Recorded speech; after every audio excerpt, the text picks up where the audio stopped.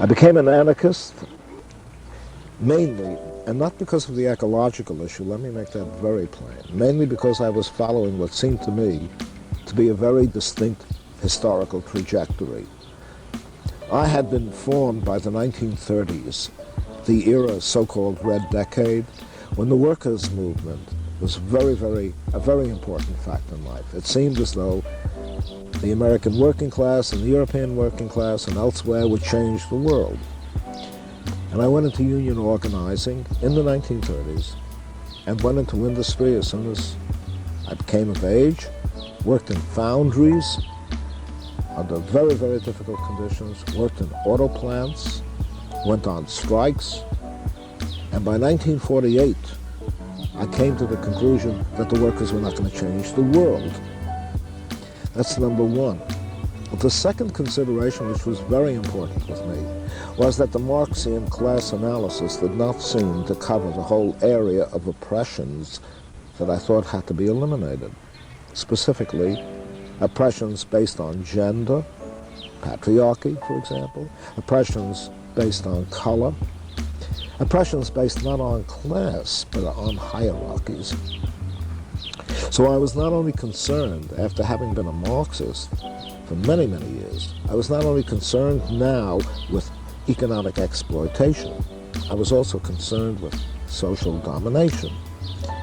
And Marxism gave me no adequate method or response to this kind of question, but anarchism did. So in a sense, I partly borrowed from and invented my own anarchism to cover the problems of hierarchy. In other words, problems which were later to become very pronounced in the 1960s. Patriarchy, which is not strictly economic. Age oppressions, which are not strictly economic. Oppressions based on color, which are not strictly economic. Oppressions based on bureaucracy, and above all, the increasing power of the state in public life. And the anarchists, or anarchism as a tradition, seemed to me to be the best response and the best approach I could possibly develop toward dealing with these questions. The question of domination, not only of exploitation.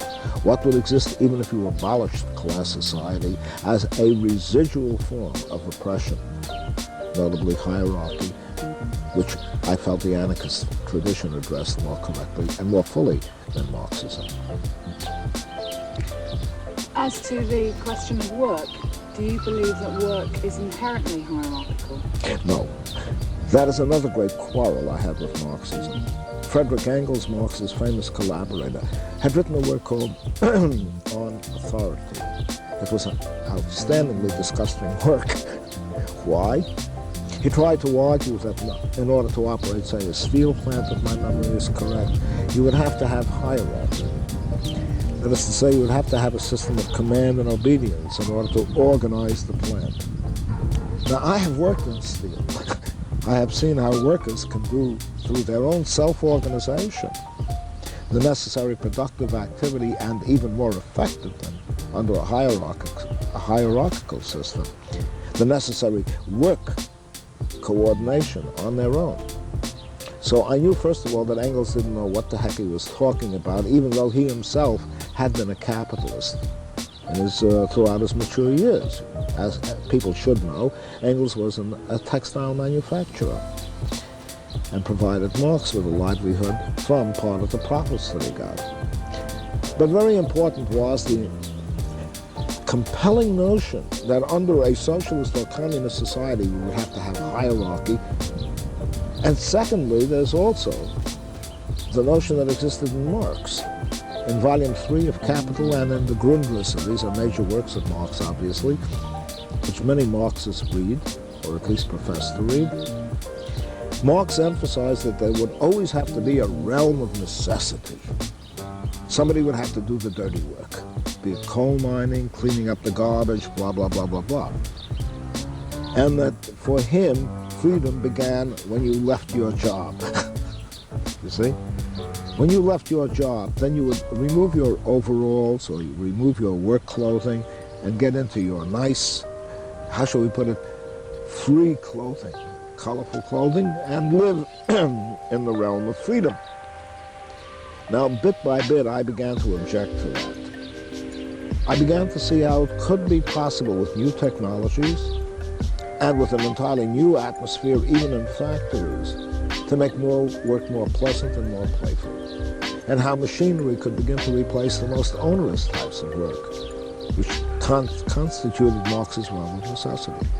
I shifted more and more over, almost unknowingly, to Fourier, Charles Fourier, the great French utopian, more and more unknowingly to the idea that the realm of necessity could be colonized by the realm of freedom, that play could be brought into work.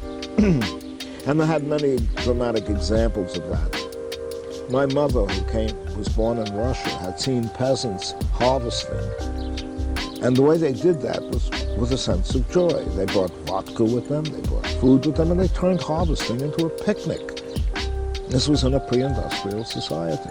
And I wondered, why couldn't we extend this whole phenomenon to the experience as a whole, the whole work experience? In other words, turn work into something that is much more playful, much more joyous, much more self-expressive. So consequently, again, I fell back on what I would call the anarchic utopian tradition. And that too reinforced my anarchism. Going back to work and play, are there any other specific examples that you can think of where your idea of anarchism,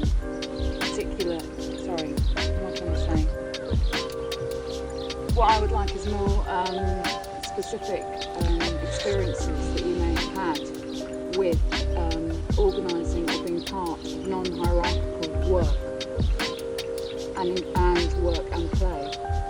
Craftspersonship is a very striking example.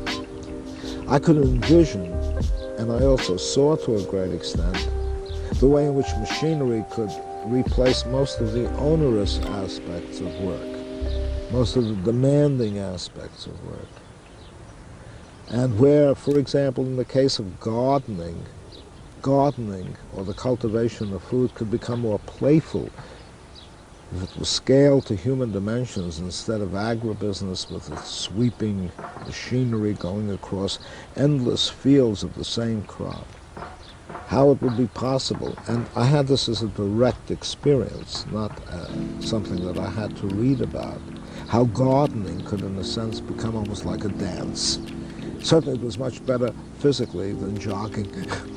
If you wanted to do exercise, if you wanted to engage in exercise, what could be more wondrous than weeding a garden?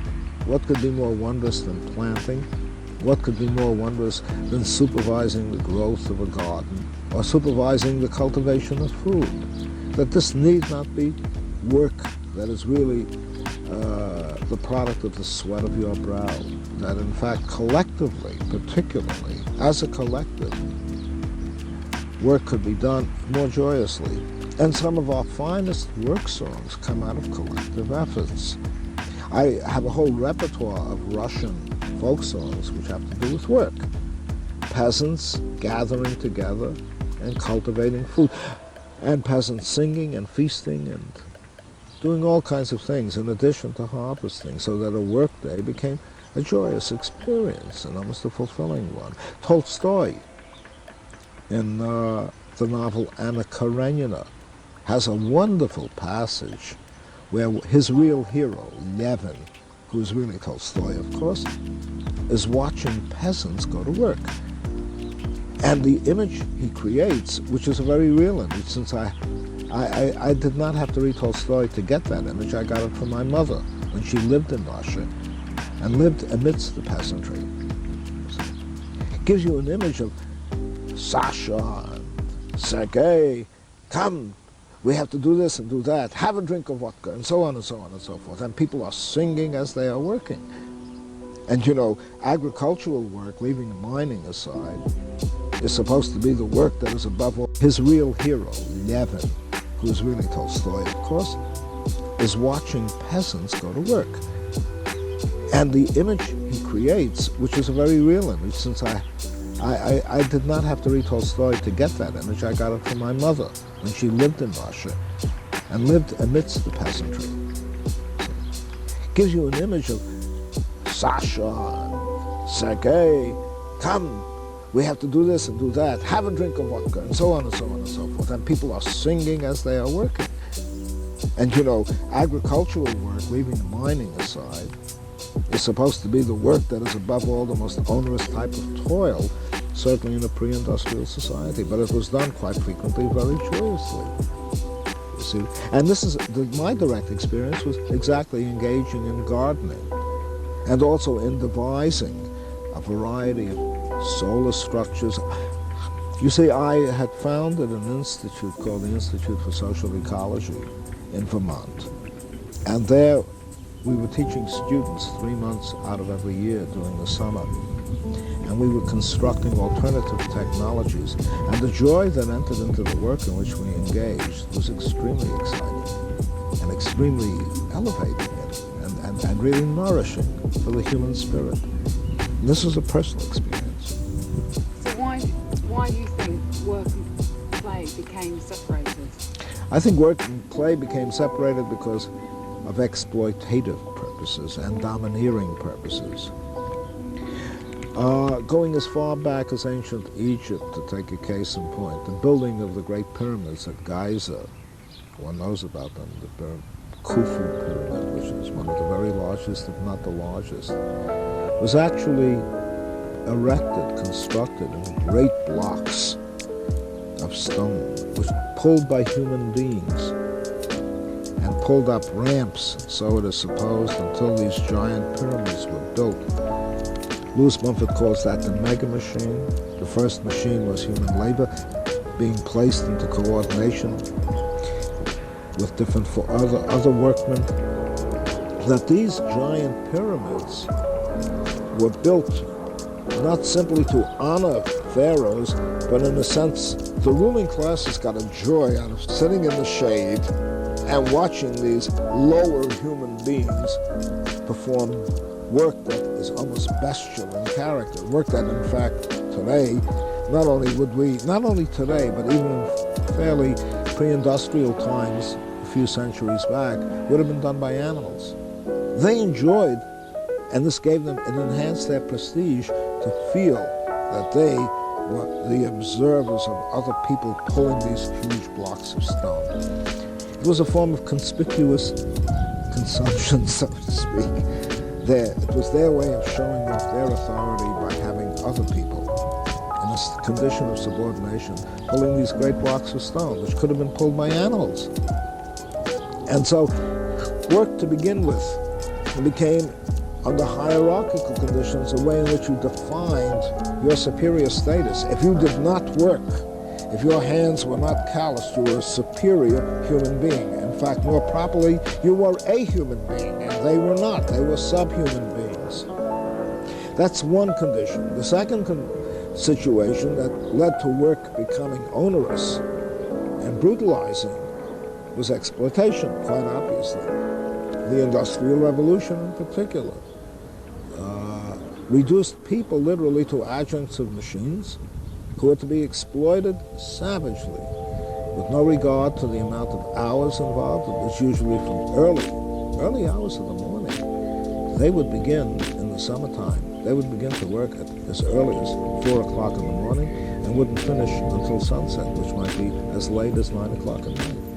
These people were literally worked to death. I did a study of that very carefully, the kind of working hours that people were subjected to.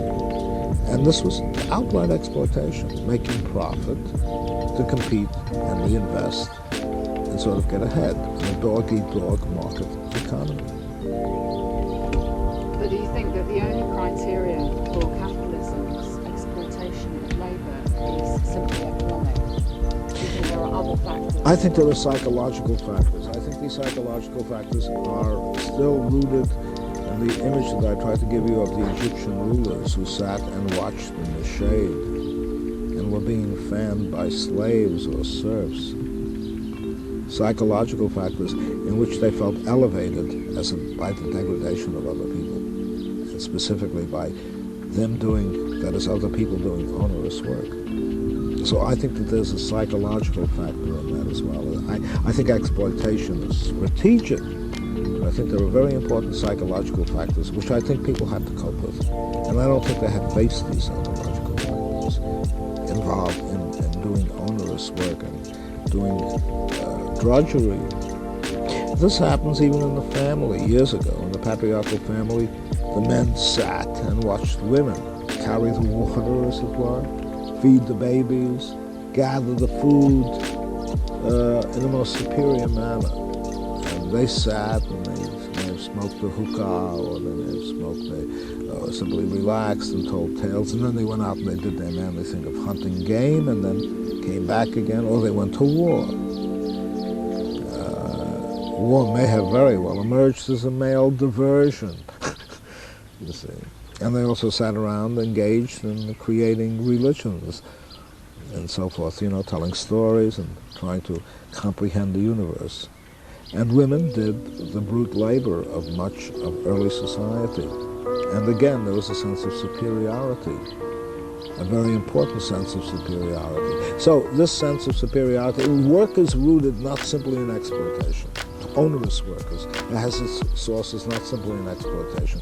I think it's very important to stress, and I do that in my book, The Ecology of Freedom, I stress the psychological factors involved in giving a sense of hierarchical superiority, not only economic gain, hierarchical superiority to onerous, to freedom from onerous toil, which has to be performed by the majority of people.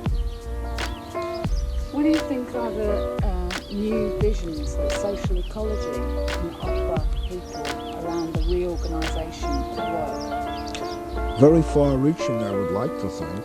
For one thing, social ecology would advance the notion that work should be distinguished from toil to begin with. Because what we are really talking about is not simply work. People must do something. We are constituted by biological evolution, like it or not, no matter what deep ecologists tell us, to intervene. The question is whether we intervene into the natural world constructively or destructively. Social ecology emphasizes the need to intervene, recognizes the need to intervene constructively as products of nature. Which is what I would say human beings are. They are products of nature. But constituted by nature, not simply to graze or to browse, or to reproduce or to hunt, or to loll in the sun. They also want to do something. They have this enormous impulse, largely a product of their intellectual makeup and largely a product of their emotional makeup. They have a very remarkable nervous system. One of the products of that is the evolution of the brain. The other one is, of course, the ability to use one's fingers and manipulate things. Now, I don't find anything wrong with that, which unfortunately many ecologists seem to think is one of the burdens and cancers that we are suffering from. I think the emphasis that must be placed, and which social ecology does place, is on the ability of human beings to be magnificently creative once their potentialities are given fulfillment. Now, what has that got to do more directly with work? It would mean that we would try to turn our lives into something much more artistic than they are today, to aestheticize experience. I don't mean this in the narrow postmodernist sense. I mean it in a much richer sense, a more utopian sense, and a more socially committed sense of aestheticizing the world. So we would try to turn work into a more playful, joyous, and creative experience. They're not all identical terms, but they are a constellation. Play can be frivolous, obviously. Creativity, well, that is arguable as to what is creative and what is not. But in addition to that, I would like to turn work into a more playful, joyous, and creative experience. They're not all identical terms, but they are a constellation. Play can be frivolous, obviously. Creativity, well, that is arguable as to what is creative and what is not. But in addition to that, I would like to see work be more expressive of the human of the human mind, of human rationality, of human sensibility, of human spirituality. I think that that can be done, and I believe I speak in this respect for social ecology or social ecologists, in the sense that, one, we would begin to vary work, vary it. The monotonous form of work that we have today in the modern industrial system would be replaced by rotation of work. I'm distinguishing this from labor, work as a creative expression. It would be varied. It would go from books to gardening, if you like, so to speak, just to take that as a case. I believe a brain surgeon who does nothing but brain surgery day in and day out has become a slave to his scalpel and to his technology. Okay? I think it's wonderful for people who are brain surgeons, for argument's sake, to go out and do some spading. It will do them good. It will do them good, and they'll do their brains good, and it will do their mentality good. To engage in the public life as well, not simply to discuss questions with their techniques with their own peers and their own colleagues. To move across a broad horizon of experience in a new public sphere. The second thing would be, or third I should say, would be to introduce new technologies that are humanly scaled, that can replace toil as much as possible. So far as I'm concerned, essentially replace toil. And in this respect, I'm not a technocrat, but I am a great admirer of technological innovation. And above all, and this is one of the words I actually coined, miniaturization. It was later picked up by other people. I recall Buckminster Fuller began to use it because the secretary corresponded with me and read my stuff and fed it more or less into Buckminster Fuller, and Buckminster Fuller began to talk of miniaturization. But things are becoming miniaturized. Large installations can be replaced now, including steelmaking, by much smaller installations, no larger than a modest apartment house. I think of the Senzima planetary mill and so on and so forth. So, in other words, what we now call the factory and the assembly line are becoming obsolete. They're really being replaced, first of all, by robotized workers, if you want to call them that, who do the onerous toil, the welding and the like. Additionally, one can think of neighborhood types of gardens, agriculture, in which we did a great deal of work, that is to say fish raising, which is almost on a self-sustaining basis, in which the wastes of the fish feed the vegetation that the fish live on, so that you hardly have to change anything.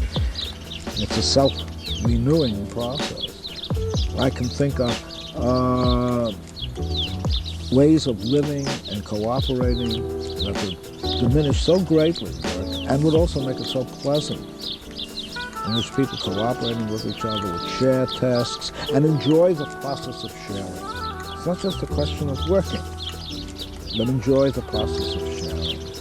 And developing communities artistically and delicately tailored to the ecosystems in which they are located. And in the process of doing that, creating new ways of cooperating with each other economically, such as to make work a more pleasant experience, a more delightful, and as I said, a more aestheticized experience. I can think of these various opportunities as well as let me repeat, the new technologies that can be developed on a human scale. And under those circumstances, I can see a revolution in the concept of work, the abolition of the factory, and finally, two things: high quality material that lasts for generations, not this throwaway society we have today. I fail to understand why a home can't be built in such a fashion for a community or a commune or in a community that won't last for generations, instead of a throwaway home, obviously made of the cheapest kind of material. I can think of wares, dishes, furniture, structural material of that kind that can last for generations, so that there is even a beautiful continuity between past and present. We are the heirs, we would be the heirs in an ecological society as guided by social ecology's views We would be the heirs of great traditions, which would be a wonderful sense of continuity with the past and with past generations, in which past generations would live in our everyday lives and not simply be tucked away in cemeteries that we visit or begin to forget, you see, on rare occasions, that we visit on rare occasions or that we begin to forget. I can see that. So I would say high quality would begin to replace low quality, and so there would be fewer things that would have to be made, and less work that would have to be performed. And lastly, in addition to that, I would think of making consumption more rational.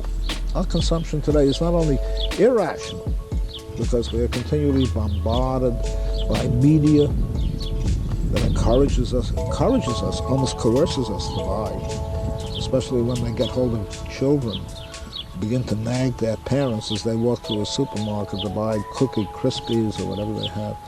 Because that's been, literally children in the United States are told to harass their parents and buy various things as their rewards because they're part of a cartoon strip that they have seen. And I would think that our consumption rate would now become not only more rational, because we consume today very irrationally, not because we are inclined to be irrational, but because the media bombards us with these irrationalities. But because also a more limited, rational form of consumption would be more healthful. In the United States, the great majority of adults are overweight. They're candidates for heart attacks, candidates for hypertension or high blood pressure, candidates for strokes. They lumber around and they continually engage in very hard work trying to reduce weight. When, to a great extent, they wouldn't have this problem if they ate, consumed, and used things in a much more rational way. This whole constellation, put it together, new types of eco-communities, by which I mean human communities, delicately and sensitively tailored to the ecosystems, natural surroundings in which they are located, humanly scaled in size, utilizing the most magnificent and advanced of alternative technologies, including traditional technologies, abolishing the factory or putting it on a side and almost trying to automate it as much as possible, leaving people free to finish products creatively. One thinks, there's a great deal in a cathedral, for example. Stones and stones and stones, and then the facade has to be made. Well, why should people lug the stones when machinery can do it? To build a cathedral, and then let the artist expressing himself or herself go to work on the facade, putting up the statuettes and whatever you like, and the gargoyles. Pick your theme or whatever you choose, and then completing the process. That's my sense of what could be done, given a rational set of values, given a rational deployment of technology and so on. Well, my final question on that is, many ecologists argue that this revolution will come about because the present organisation around work is no longer sustainable. How do you think this revolution of work will come about? I think it'll have to be social. I don't think it's going to come out of a factory. I don't think it's going to come out of exploitation of people alone. I think it will have to be the impact of various ecological problems, for one thing, on society, and possibly economic problems. But I think people increasingly will have to broaden their vision of what constitutes the environmental crisis. What they'll have to see, in my view, is, and expand their horizon, to be the impact of various ecological problems, for one thing, on society, and possibly economic problems. But I think people increasingly will have to broaden their vision of what constitutes the environmental crisis. What they'll have to see, in my view, is, and expand their horizon, in my view, on what constitutes the ecological crisis.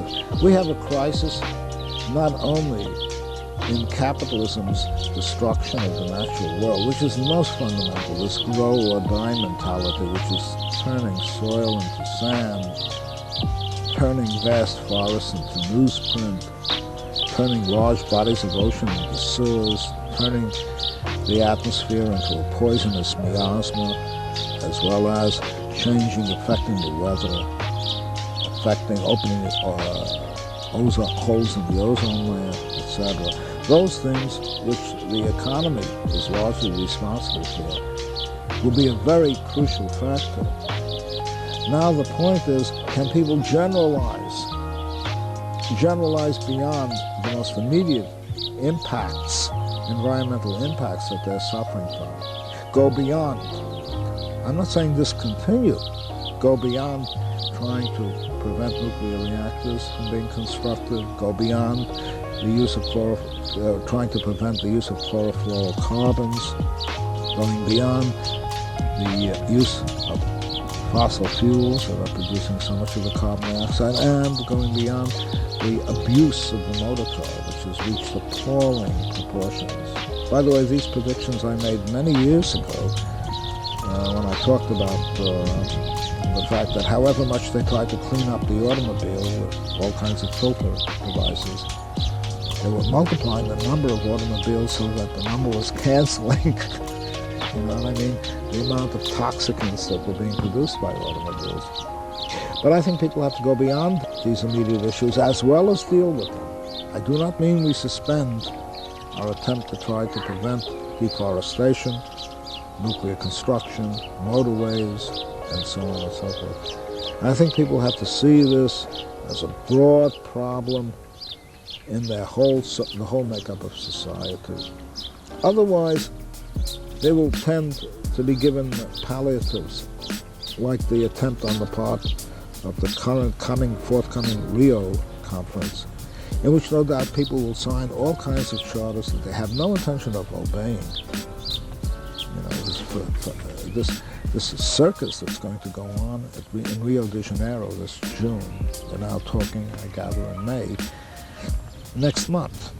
And then we'll go back and find that the United States is engaging in what Mr. Bush calls his notion of the environmental thing, as he puts it, to use his language, and the Germans and the French and the UK and everyone else in the industrialized world, and even people in the third world, understandably feeling that they're so far behind industrially, that the developing nations, that they're being cheated of their opportunity to live the good life, as we like to call it.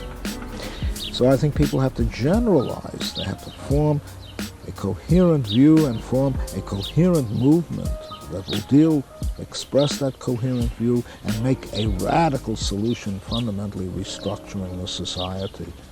And in this respect, I don't think that I'm being unique anymore. I was for a while, but now even World Watch Institute is talking about a basic restructuring of the present society. They haven't described in detail or even in sufficient generality what they mean by that, but they are making noises that sound extremely radical for World Watch Institute, which is, I would regard as a very moderate conservation and moving. So those, I think, are the views that social ecology would advance. Now, these views are avowedly anarchistic, eco-anarchist. They draw their inspiration, to a great extent, from an anarchist tradition that was formulated by Peter Kropotkin, who goes unmentioned, amazingly, in histories of environmental thought. I mean, this was our really first ecologist. The man who wrote Fields, Factories, and Workshops presented the text, as it were, of ecology long before the man who invented the word ever got down to anything more than considering it as a branch of biology. So I find it very disquieting that people are so tendentious in writing their histories that they never mention, or if they do mention, they mention only in passing, the enormous work of that great Russian anarchist, Peter Kropotkin. And in that sense, I suppose, given time, I think the ecological problem is going to, almost in the sense, either compel people to to make very fundamental changes, particularly such startling phenomena as the greenhouse effect and the diminution of the ozone layer. These are cosmic events for life on this planet, not just human beings, but very significantly human beings. The only alternative that I see, if the approach of social ecology and eco-anarchism is not adopted, the only approach that I can see, given our mad commitment, and I shouldn't say our, given the commitment of the multinational corporations to growth as a means of survival against competitors, chewing up the whole planet in the process of doing so, will either be the destruction of our species, which is now definitely foreseeable. They've even given it a date. Some scientists have talked about the year 2050. Maybe, maybe not. I don't know. Either that, or we will have to establish a terribly authoritarian society. People will live, I can envision, and I will not be around to see it, but it's by no means inconceivable. And they will live under huge domes, surrounded by what is virtually a desert, almost as though they live in a radioactive area, surrounded by a desert. And we will then have to have a command economy and a command society based on coercion, deciding how many children our population should produce, what food and how much food they should consume. In short, placing a military discipline on people, and thereby creating what amounts to ecological fascism. That's what I fear is the third alternative to either our destruction or the alternative offered by social ecology and eco-anarchism, a truly creative human experience in which finally we fulfill our evolutionary potential in nature itself, to become nature-rendered self-conscious, nature-rendered rational, and nature truly flourishing, becoming rich in its biodiversity, evolutionary processes, and in the enormous promise that life has to offer on this planet. Is there anything? Well, But I came to Britain in '67, met these wonderful young men, situationists, Gray, Nicholson Smith, Radcliffe, and a few others. We had a wonderful time together, and then we decided, more or less I, but one of them ultimately drifted along, Donald Nicholson Smith, went to Paris, which is the heart, the soul, and the central committee of situationism. And I was introduced to Guy Debord, Mr. Situationist, Raoul van Agen, his lieutenant, who wrote perhaps some of the most effective works of the situationists, such as The Everyday Life Thing, to use a Bushism, and Mustafa Kayati, who was the Muslim situationist who seemed anxious to join the Fedayeen in the Middle East. And we spent a good deal of time together. We dined together, we talked together, and I was very impressed by it. We seemed to have a perfect concordance of opinion. But then strange rashes began to appear.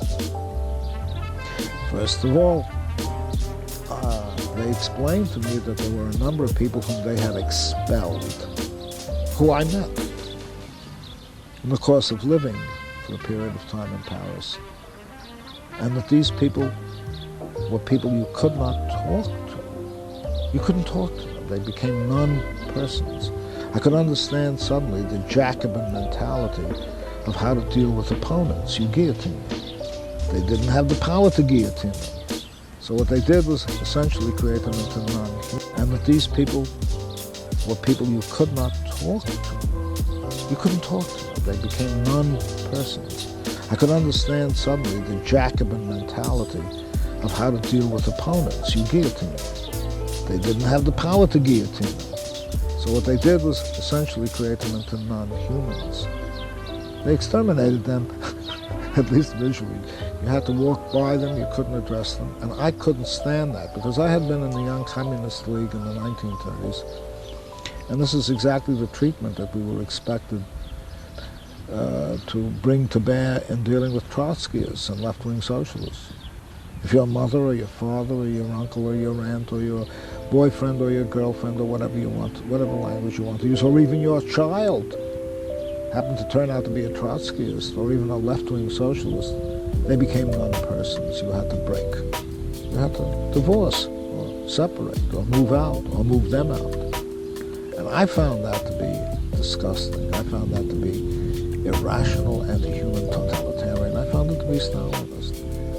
And I could not understand that policy, and I objected to that. I never became a situationist. And that was not the only reason. We also had differences. They believed in workers' councils. You see, they were greatly influenced by the council communists, a tendency that existed on the left around the time of the First World War and shortly after the Russian Revolution. In fact, Lenin wrote his notorious pamphlet, Left-Wing Communism and Infantile Disorder, to discredit these council communists who believed in workplace democracy and the formation of workshop councils. And they believed in that, and I thought by that time I had gone through the labor movement. I don't know if any of them had ever seen the inside of a factory. But I had gone through the labor movement, and I found that that policy was ridiculous. And then there were other questions. They thought that ecology was ridiculous. They called it zoology, contemptuously. But they seemed to tolerate it because they didn't want to win me, frankly. And they wanted me to be, as much as possible, somewhat of a representative of situationism in the United States, an honor and distinction that I refused. But we left on cordial terms. There were also certain attributes, very self-serving. Claims were made that they had influences on movements that I knew they absolutely didn't have. They claimed to influence the Japanese student movement called the Zenga Kurin, which is a very, very militant student movement, incredibly, confrontational, even violent. They claim to have an influence on the provost in Amsterdam. This is magnificent history that should never be forgotten, which I knew to be anarchist, because I went up to Amsterdam and I spoke to one of the people who helped form the provost, named after the proletariat, as they used to call themselves, and more precisely, provo in the sense of provoke. Not provoke violently, but engage in happenings, which were extremely inventive and ingenious. One example is when they ran through the streets giving out a leaflet. When you picked up the leaflet, it said, write your own leaflet. That sort of stuff. A very artistic movement. And the leader, or I shouldn't say that they had any leaders, but the most influential person among them, Raoul van Dien, was long since departed from these principles, I guess. The last time I heard was that it was somehow or other connected with the Dutch government or a Dutch corporation. I can't tell you what their future is, really.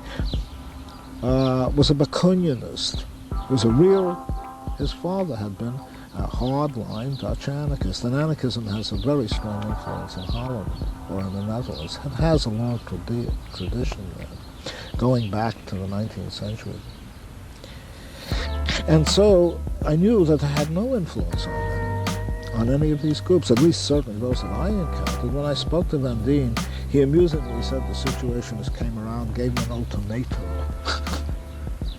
Be or not to be, so to speak. This authoritarianism was shocking to me. And it was very clear to me that there were mainly two people, and principally one person, Mr. Guy Debord, who was the situationist movement.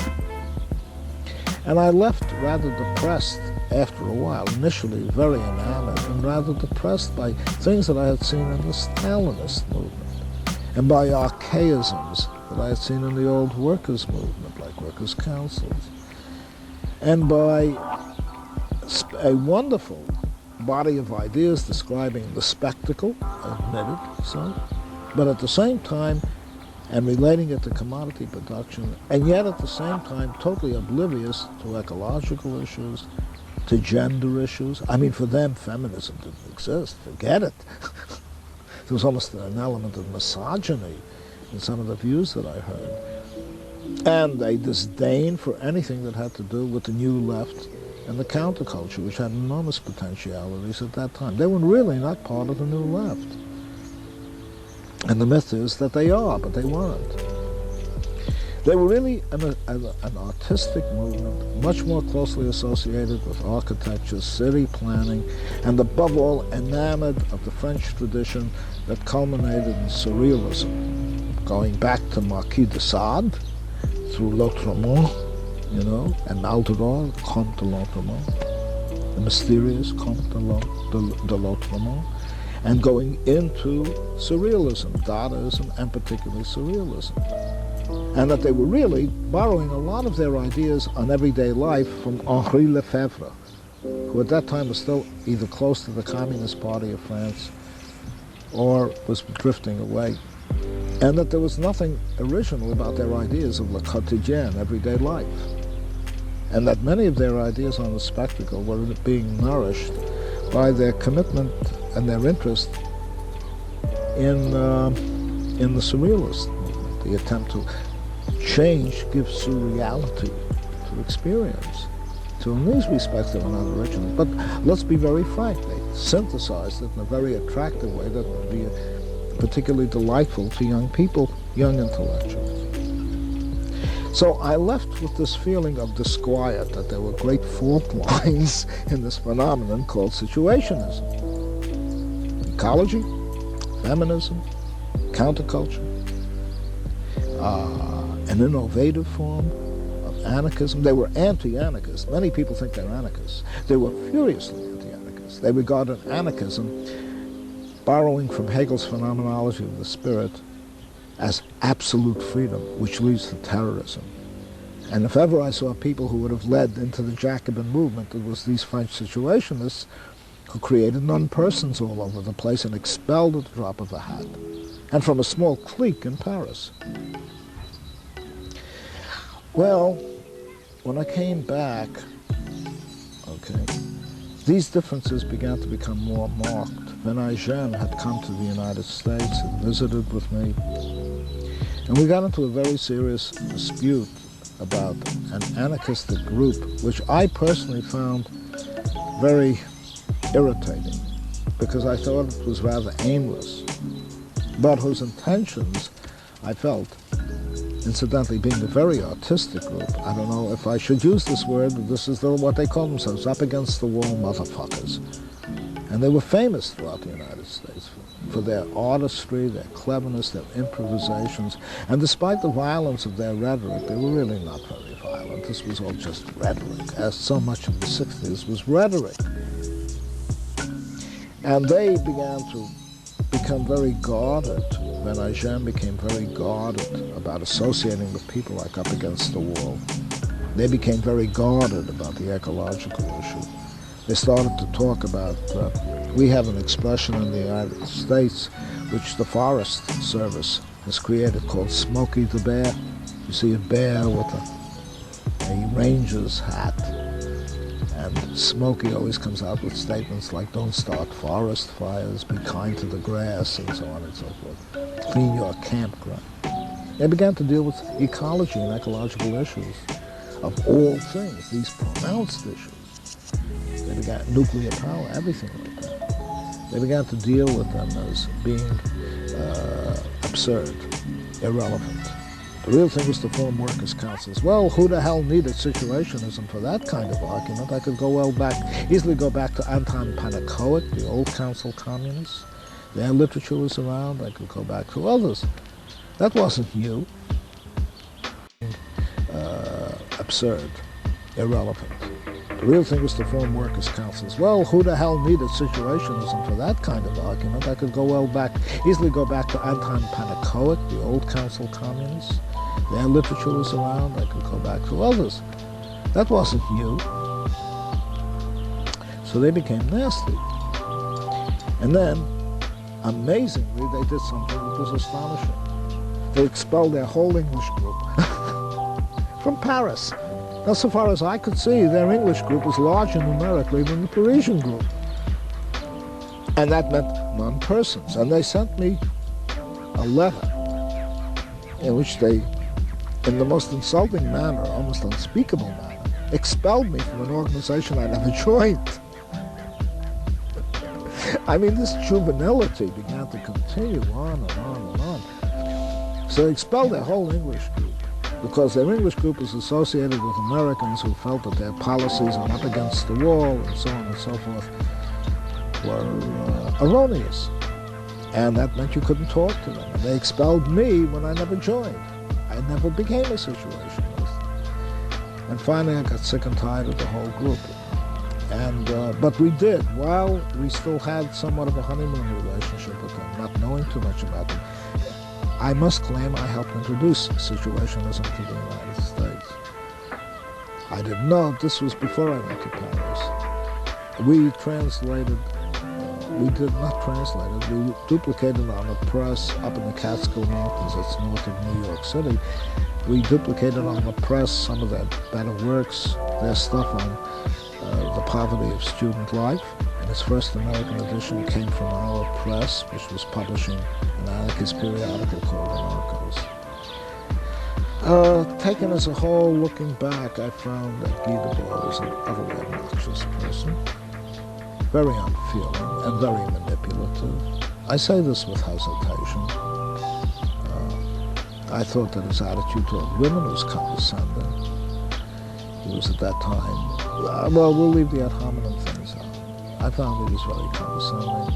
I thought he was rather duplicitous, and I thought he was very manipulative.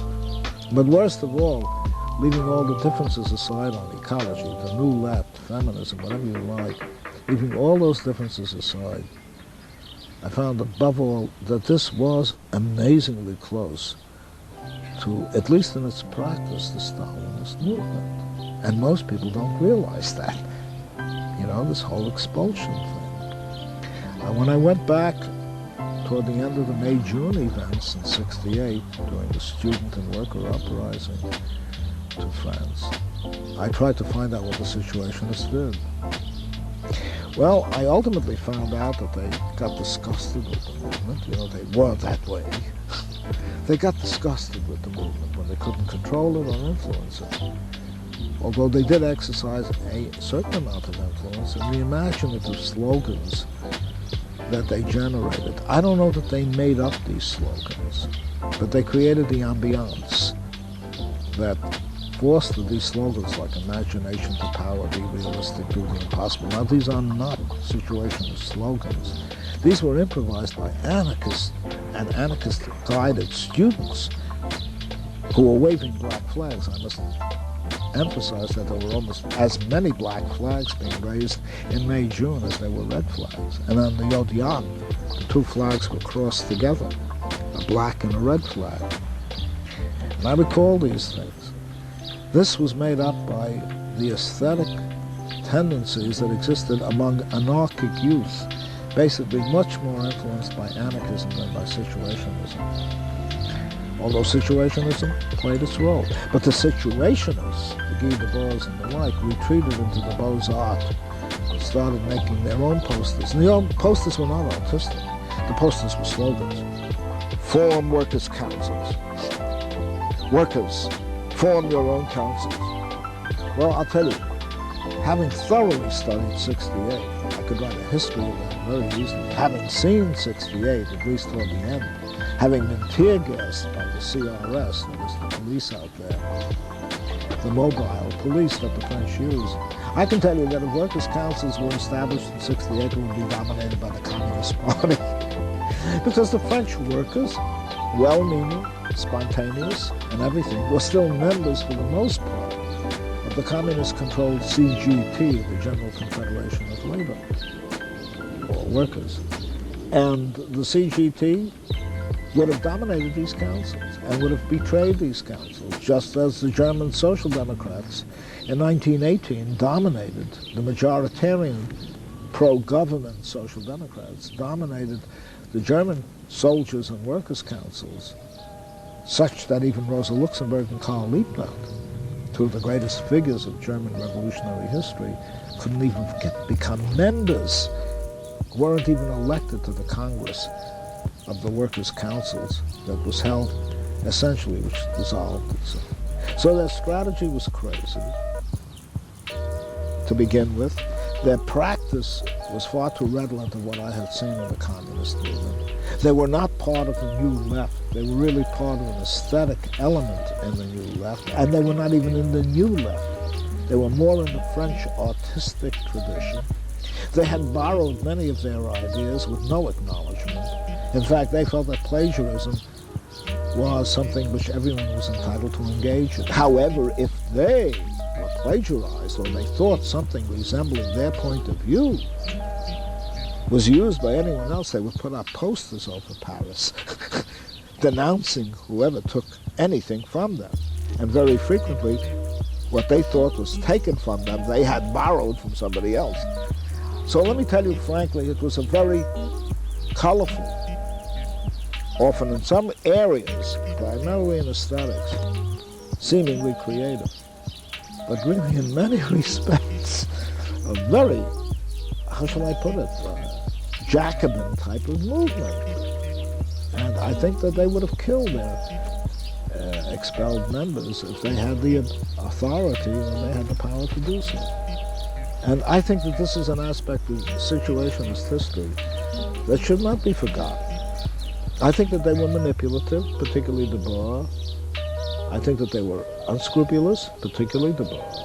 They managed to get hold of a publishing house, Champs Libres, and excluded certain people from being published, whom the publisher originally thought of publishing because it did not conform to their line or they had a personal grudge.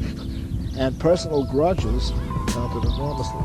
They were very much an ad hominem type of movement, and they tended to slander all over the place. They should have been quite open and said how much they took from Lefebvre. Lefebvre was the first of the French Marxists. Indeed, it's hard to really characterize him, strictly speaking, as a Marxist who emphasized everyday life. He is famous for a 2-volume work, but I understand already 1 volume of which has been translated, and emphasizing le quotidien. They took that from him. They weren't original. And I would see excerpts from André Breton's works, which they borrowed wholesale, without quotation marks. I don't mind that. That's fine with me. Don't give attribution. But don't become resentful and put out posters, say, when somebody happens to use what they thought were their very original ideas. I think they were mostly a style. That's what they really were, a style. In terms of ideas, not very original. In terms of the spectacle, that was known already. We knew about it. We had different words for it. We called it the consumer society, the commodity society. Okay, their spectacularism. I like to put it this way. If they claim to have invented the theory of the spectacle, I would say that they were the spectacle of theory. That's about all I have to say at the moment. Thank you. Brilliant. Thank you. Thank you. It's a little tidbit you might want to reflect upon. But it's a very intimate piece of experience. Yeah. It's not known, and people, are likely to be misled by that. And with Guy Debord writing an autobiography, I dread to think how ad hominem it's going to be, how much he's going to slander people, and that's it. How old is Guy Debord now? I think by now he would be in his 50s. Is that all? 50s? Maybe late 50s. Guy Debord writing an autobiography, I dread to think how ad hominem it's going to be, how much he's going to slander people, and that's it. How old is Guy Debord now? I think by now he would be in his 50s. Is that all? 50s? Maybe late 50s. Yeah. Maybe 60. He's not more than 60. Wait, he said he was born in 1931. That would make him roughly about 60, wouldn't it? Or 61 or 62. But, by the way, he's now very negative. He came out with comments on the theory. He commented on himself. He published a new work. Yeah, it's a new work called Comments on the Theory of the Spectacle, in which he came out my recollection, if you could read that very strange style, they are crazy about how they're translated. It's very funny. A wonderful translation of their work was done, which many of you are reading now, by a man called Freddie Perlman, who was enamored of them for a time. And he translated the theory of the spectacle into English, and he did a beautiful job, exquisite. But because they had not supervised it, they condemned it. They condemned it. And believe it or not, and this is the absurdity of the situation, one of their people put up posters, as they used to do in Paris, in New York. Where? In the Lower East Side. You know who lives in the Lower East Side of New York? Blacks and Puerto Ricans.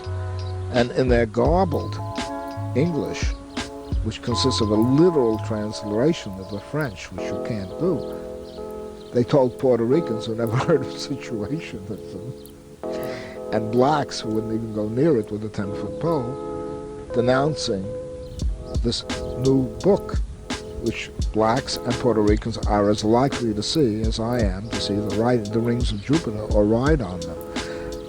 So it was silly. They stood to the juvenile at times, which was really quite absurd. It's quite funny because in their writing they quite often talk about niggardliness.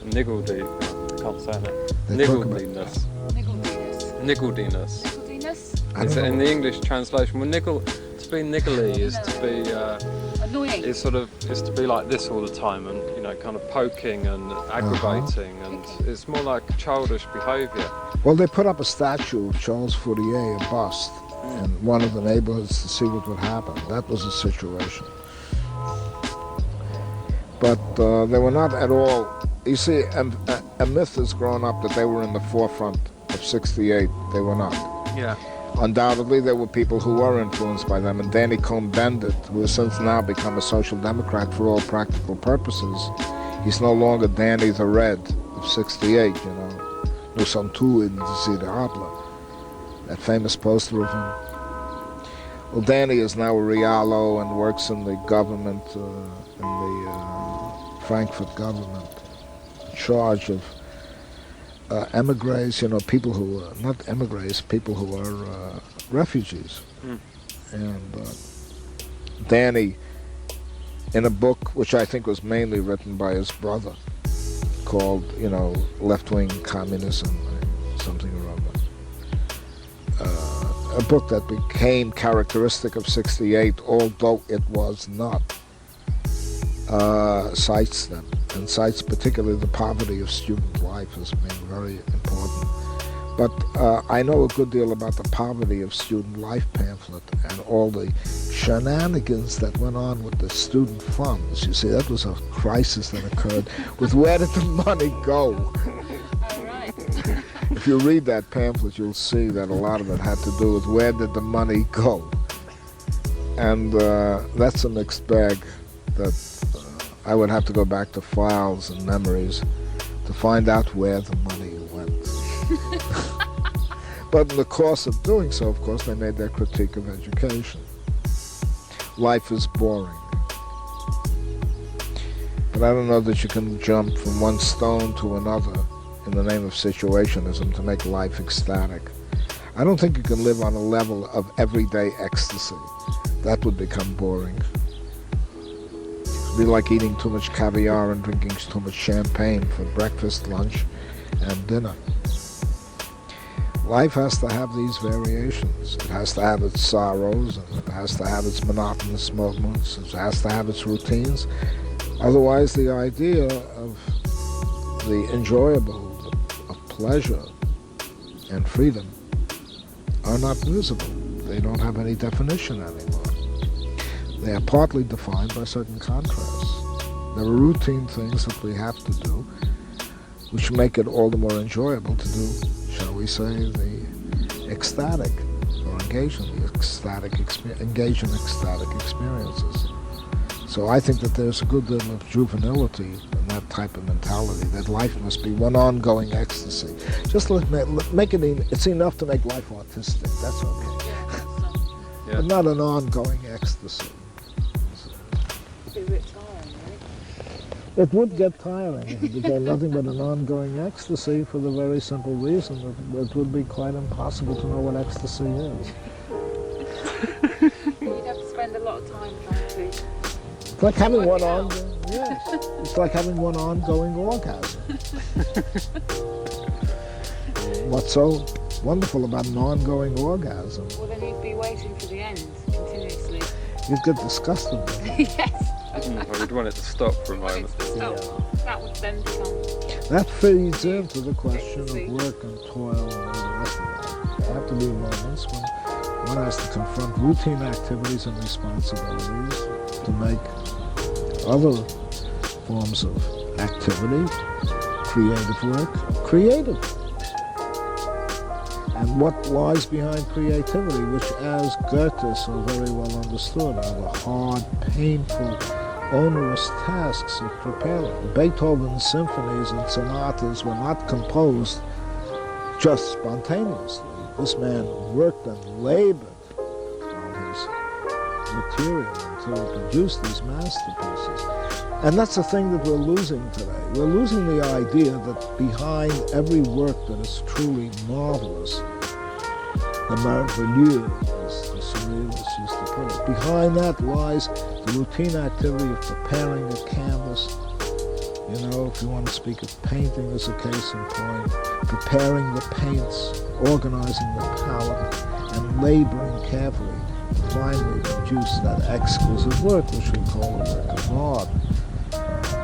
Similarly, music, the pain of working and toiling and reorganizing and bringing mind as well as sensibility to bear on a symphony as magnificent as the Fifth, which starts with only a few notes, da-da-da-da, and then goes through this master variation of this. That is hard work. But it is hard work that is inspired and that ultimately leads to an aesthetic masterpiece. And so I don't believe in living entirely all the time on the level of le merveilleux, the marvelous, the ongoing orgasm, the pure moment of all nothing but pleasure. On the other hand, work can become miserable.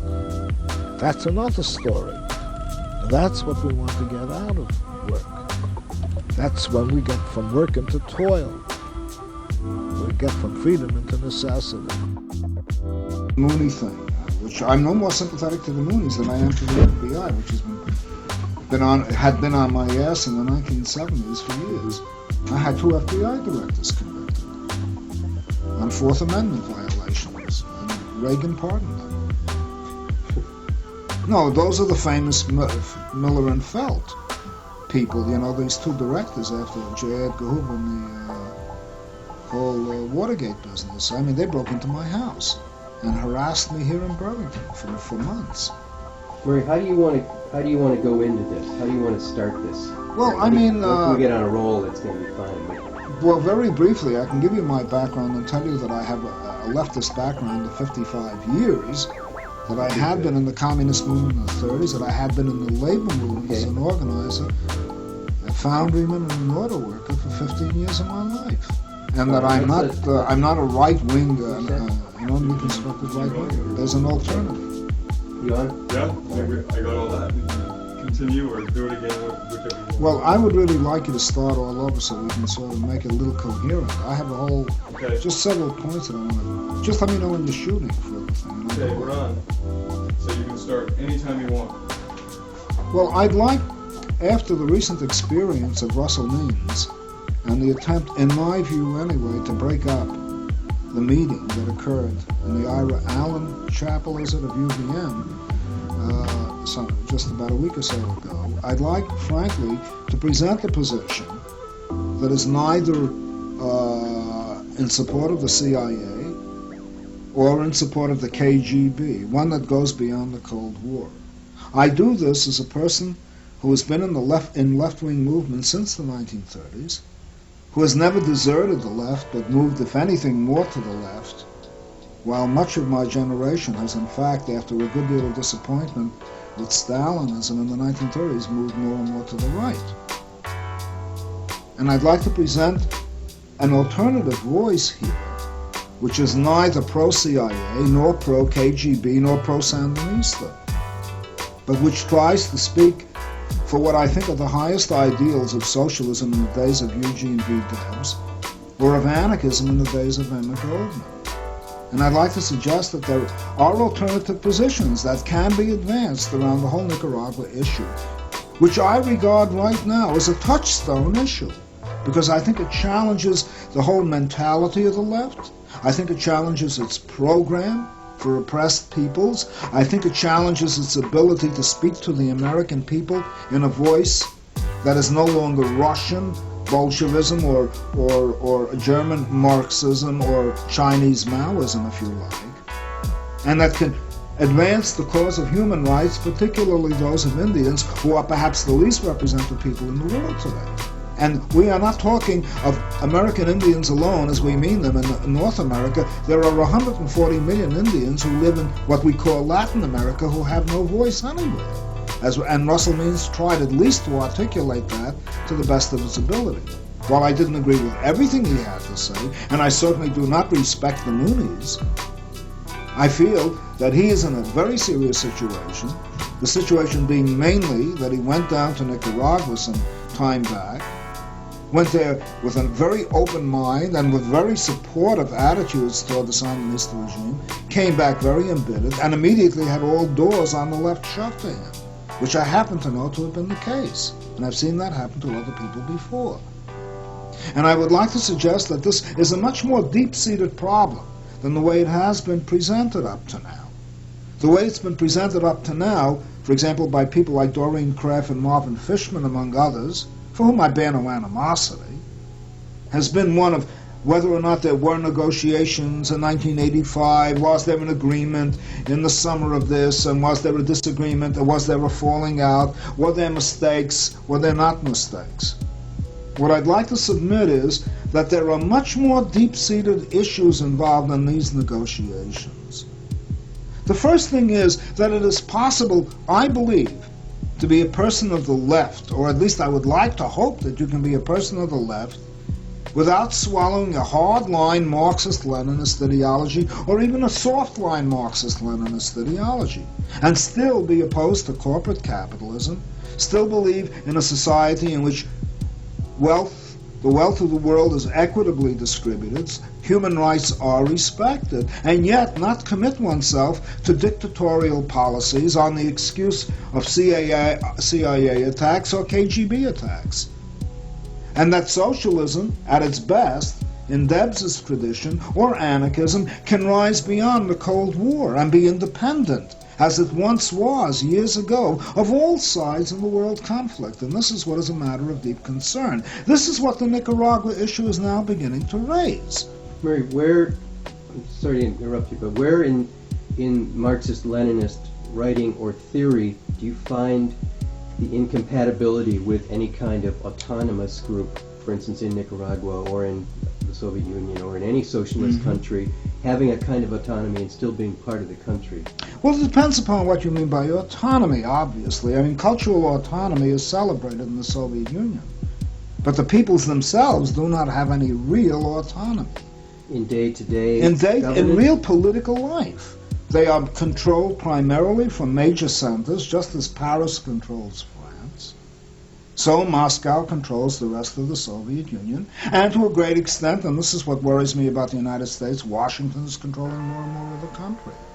The nuclear issue is one of the most striking examples that you can't make a move nowadays without the federal government preempting whatever the local population feels about a nuclear power plant. And one of the big issues that the Green group that I'm associated with, and no way to be confused with another Green group around here, okay, the Green group is advancing a petition right now to disengage the federal government from complete control over the siting of nuclear reactors. Now that's what I call greater autonomy. Cultural autonomy, everybody likes to give lip service to. Even Hitler gave lip service to cultural autonomy, celebrating the Bavarians over the Prussians and so forth. That is not what we're talking about. Now, where in Marxism do I find this?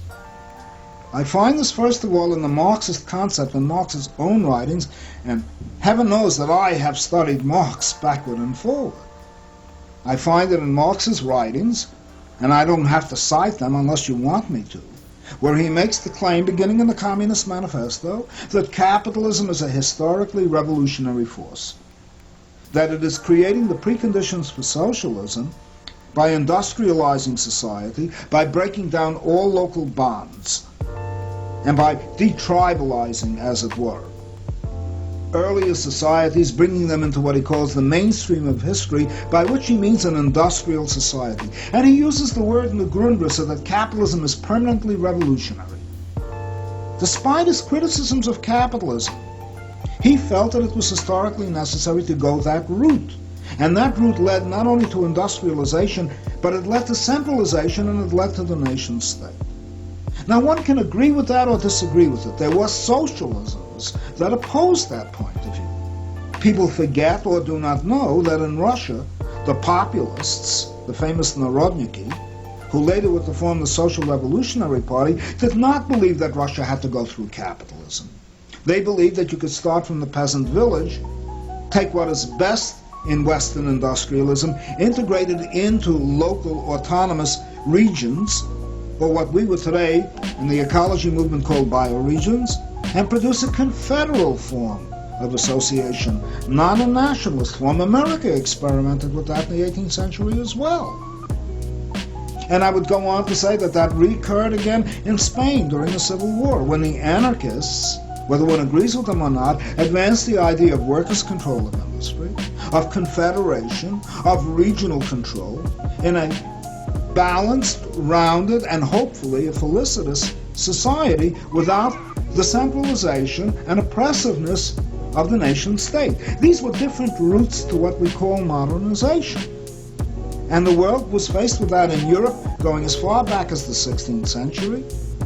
And it still exists today in a period of transition when we talk about communications revolution, decentralization, and local autonomy. Now, this problem is posed very sharply in Nicaragua. I don't see why there's any reason to deny that people like Borge, the Minister of Interior, or Ortega, are Marxist-Leninists. I mean, I was a Marxist-Leninist for 15 years. There's nothing to be ashamed of that. I mean, there's no need to hide that, but the point is, what are the criticisms of that view? And why, for example, did I cease to become one? And why is it that I support the Indian struggle in Nicaragua today? Now, I believe and I submit, and I want to say that this is very important, that I recall this as a communist, you'd promise anything to get support. Lenin promised land, peace, and bread to the peasantry and to the Russian people. The one thing that the Bolsheviks did not provide was land to the peasantry. They gave it, and then they took it back in the form of collectivization. So all these negotiations and all these different images that are created about some new kind of socialism being built in Nicaragua are, in my opinion, very, very dubious, to say the least. And the idea basically that Nicaragua had absolutely no other choice but either to go with the Russians because the Americans were attacking them, or to go with the Americans in order to escape the Russians, in my opinion, is inadequate. Do you know of any example in recent history of any kind of popular liberation revolution occurring where people were able to come up with a model that didn't go either into the east or west? Yes, I see it right now among the Masurasata Indians in Nicaragua, who are not trying to go to the east or to the west. That is a popular liberation movement. It has existed among Indians in other portions of Latin America, or so-called Latin America. There are 140 million Indians right now in what we euphemistically call Latin America, and they have no voice, and they carry on a struggle. And their struggle is for local autonomy against all sides in the Cold War. And the left has shut its face to this. It has shut its eyes, it has shut its ears to these struggles, and to some degree, whether well or inadequately, Russell Means tried to present that point of view, and many of my Indian friends are trying to do the same. Well, let me get more specific. And I would like to be more specific about what the Sandinistas could have done. They could have made an appeal and set an example of Indian autonomy that would have stirred the hearts and minds of 140 million people in that region. Well, the Sandinistas think that's what they're doing. That's what they say publicly they are doing. That's what they say publicly, and they seem committed now, although they certainly didn't 5 years ago, to establishing some kind of local autonomy on the East Coast. That's because, one, the Masurasata Indians are giving them the hardest time of their life far more than anything the Contras are encountering. And they're not doing it with a view toward overthrowing the government, they're doing it with a view toward holding on to their own tribal territories. And they were more than willing to try to negotiate with the Sandinistas, and there are now all kinds of very dubious engagements going on in which tens of thousands of Masurasata, or at least Mosquito, Suma, and Rama Indians are running away, and nobody's going to tell me that this is being done by the Contras. They're running from something. The fact that they're running into Honduras is not their fault. By the way, they don't recognize the national boundaries that the various colonialist and imperialist powers established. And that voice is not being heard. That troubles me profoundly. I submit to you that there is an alternate way to achieve modernization without giving up basic cultural values that are deeply human, deeply decentralist, face-to-face in their democratic direction. I am not a proponent of the nation state as the only route toward modernization. And the Sandinistas are. And the fact that the Sandinistas have been negotiating with them has not been from a position of ideological commitment. It's been quite to the contrary, a position that they've been forced into negotiating, and which the Indians, with very good reason, have every cause to believe that they will be reneged upon. And because that has happened repeatedly all through that struggle. I'm not saying the struggle is simple. I'm not trying to say that there are Indians who are working with, there are no Indians who are working with Contras. Of course there are. These are very simple people in many cases. They have not read Marx, they have not read Lenin, they have not read giants like Borges and Ortega. They have just seen what has happened to their lives. And they'll take whatever help they can. But particularly the Masurasata and Brooklyn Rivera have shown the most honorable positions that I have seen.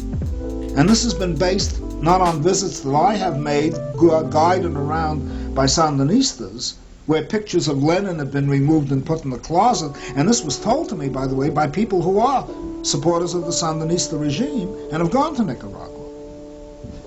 I'm talking from a knowledge of Indians whom I've respected in America, who I know have been persecuted by the FBI and by the police. I'm talking of people up around Akwesasne area, the Mohawk people, and so forth. And very close friends of mine who I know to be absolutely independent of the Cold War. I only wish that many people who call themselves leftists were that independent. Why does the main target of your venom seems to be on the left?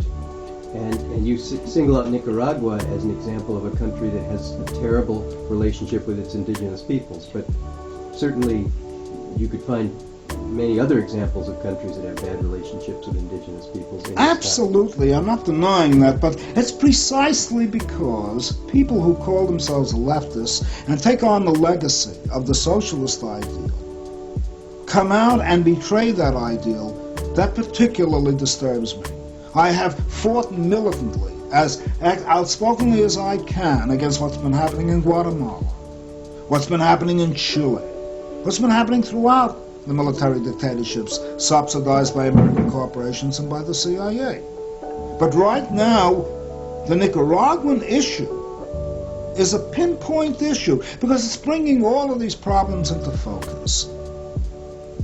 In other words, the whole level is different. The Sandinistas, insofar as they would regard themselves as socialists, take on a special responsibility. It would be as very much as though you were to ask me whether or not a priest or a rabbi is to be held more culpable for his or her religious beliefs than the congregation.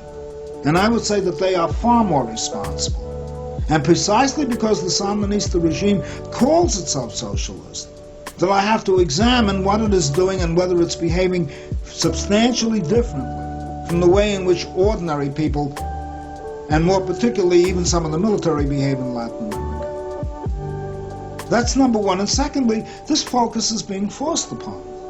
And this raises another serious question. There's a whole element of ostracism right now that exists among the left. I am a leftist. And I find that when I try to communicate with brothers and sisters on the left, that there's this whole Nicaraguan issue suddenly comes up between us, no matter what we're talking about. It's like as though if you don't agree with them, you're their enemy. If you are critical of their position, if you want to correct a position, particularly when you have some hope that it could be corrected, because these people do claim to be leftists, you suddenly find a whole iron curtain, as it was, thrown in front of you. I've had people break off personal relations with me on Nicaragua. I've had friends of mine who I've known for years who have such an emotional commitment to Nicaragua, I mean to some piece of socialist real estate, as it were, that they have forgotten that socialism is also an ideal, not a piece of real estate. And these battles were fought out just as vigorously in the 1930s, not only around German fascism, which I had every reason in the world to oppose. I mean, there we were really engaged in fights with fascists in the streets in New York City. What I'm talking about is there were terrible struggles within the left itself, and the Communist Party ostracized every independent leftist. And if you were an independent socialist, and you were if one was an independent socialist, and you were a communist whom you wanted to associate, and you as a communist wanted even to marry that independent socialist, you would be kicked out of the party or out of the Uncommunist League. I mean, when that kind of atmosphere develops, when people, Why does that ideas... develop? Why? How do you jump from the ideal of socialism to that kind of paranoia, that kind of limited authoritarian behavior? And is it necessary? Is it? No, it isn't necessary, but it's gradually been built in since the Russian Revolution, with a very hard line of Bolshevism. And I'm not trying to use the word Bolshevism as some type of derogatory term. Lenin was a Bolshevik. I was a Bolshevik at one time.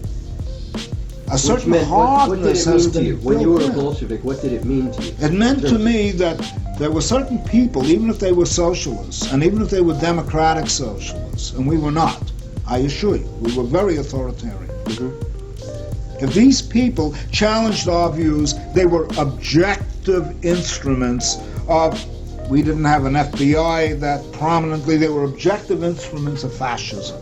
This was in New York in the 30s? This was not only in New York in the 30s, it was an international phenomenon. And the Spanish Civil War involved terrific fights, not only between the fascists and the so-called loyalists, but between the communists, the anarchists, and the left-wing socialists, who wanted to make a revolution in Spain, not only fight Franco. So go back to when you were in that period. I'm interested in your worldview at the time that you were, as you call yourself, a Bolshevik. Well, I found basically that I was abandoning ethics, that democracy was only a tool, that the end justified the means, and that the defense of the Soviet Union assumed priority over any kind of ideology, any kind of ideals or beliefs, any kind of human associations, and so forth.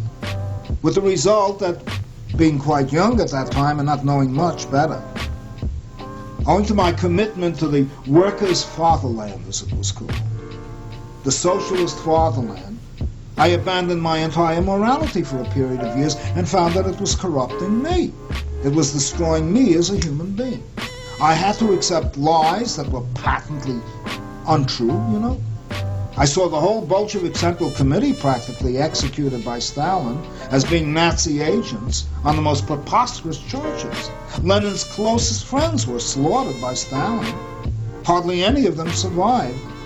Lenin's own widow and Maxim Gorky, the famous Soviet writer or Russian writer, was known to have been poisoned by Stalin, because Yagoda, the secret police chief, was brought up on trial for doing that. And when one knows how to read this kind of literature, one knows that if Yagoda is accused of it, the secret police head who conducted part of the purges, it was Stalin who guided him.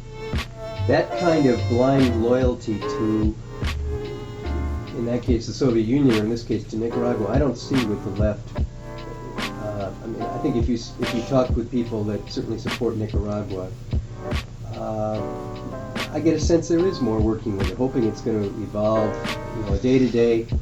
But then why go into the slander, if I may put it, the slander that I have seen going on in Burlington?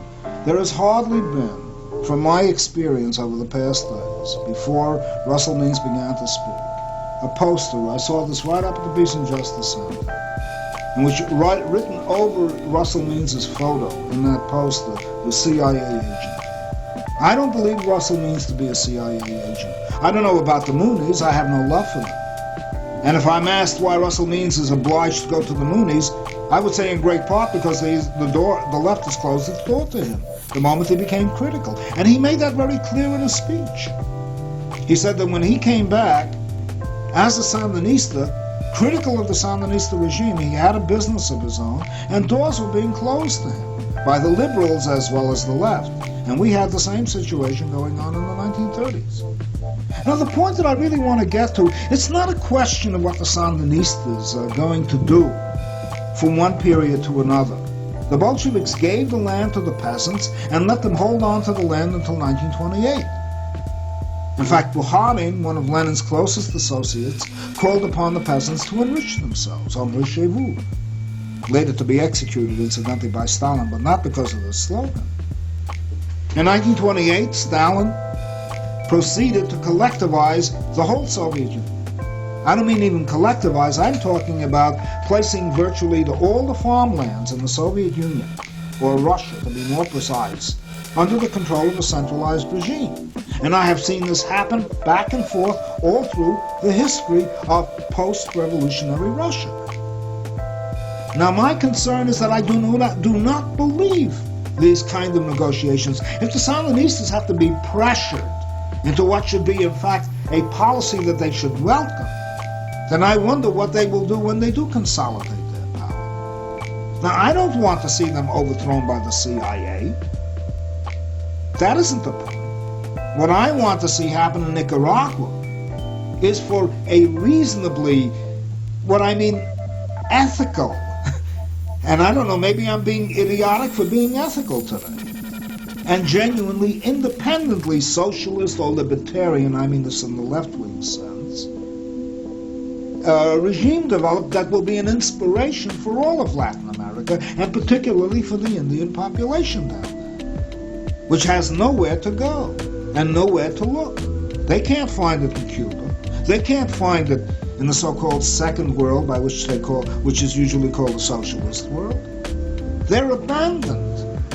And I would, out of moral indignation, as well as deep-seated political concerns, not sit around and haggle over whether or not they've been given this amount of autonomy or that amount of autonomy. The whole question is, what is the direction that the Sandinistas could have followed and might have had a very great deal of success and impact on all of what we call Latin America, and on the Indian communities particularly, and on the anti-imperialist struggle. And they did not follow that path. And it's very significant that there's one point of agreement that all the regimes, including the Contadora process regimes, have in common with the Sandinistas, and that is to sit on the Indian population and to build nation states and to try to get money, arms, and whatever you can in the typical classical concept of modernizing in a very typical Western way, in which both the socialists and capitalists, both the corporations and the Soviet collectives, in quotation marks, agree. I must make that plain, that it's the sense of direction, it's the meandering, it's the foot dragging, that in my opinion tells me more about what's going on in Nicaragua and what's going on generally in the socialist movement. And when I start talking about Stalinization of the left, which I'm now beginning to see because it's so redolent of what I saw 50 years ago, it is this name-calling, this breaking up of meetings. You know, in the 1930s, when I was in the Young Communist League, we used to break up the meetings of the Socialist Party. We went in and we'd come in with rocks, and they had these little schools, they were called working men's circle schools, mainly socialist, not communist. And by the way, the socialists, incidentally, were moving more to the left in those days than the communists, who were entering into a People's Front policy of accommodation with the Democrats and if any other group that they could find. The socialists were moving increasingly more toward the left, oddly enough, under Norman Thomas. Mm-hmm. And we would break up their meetings.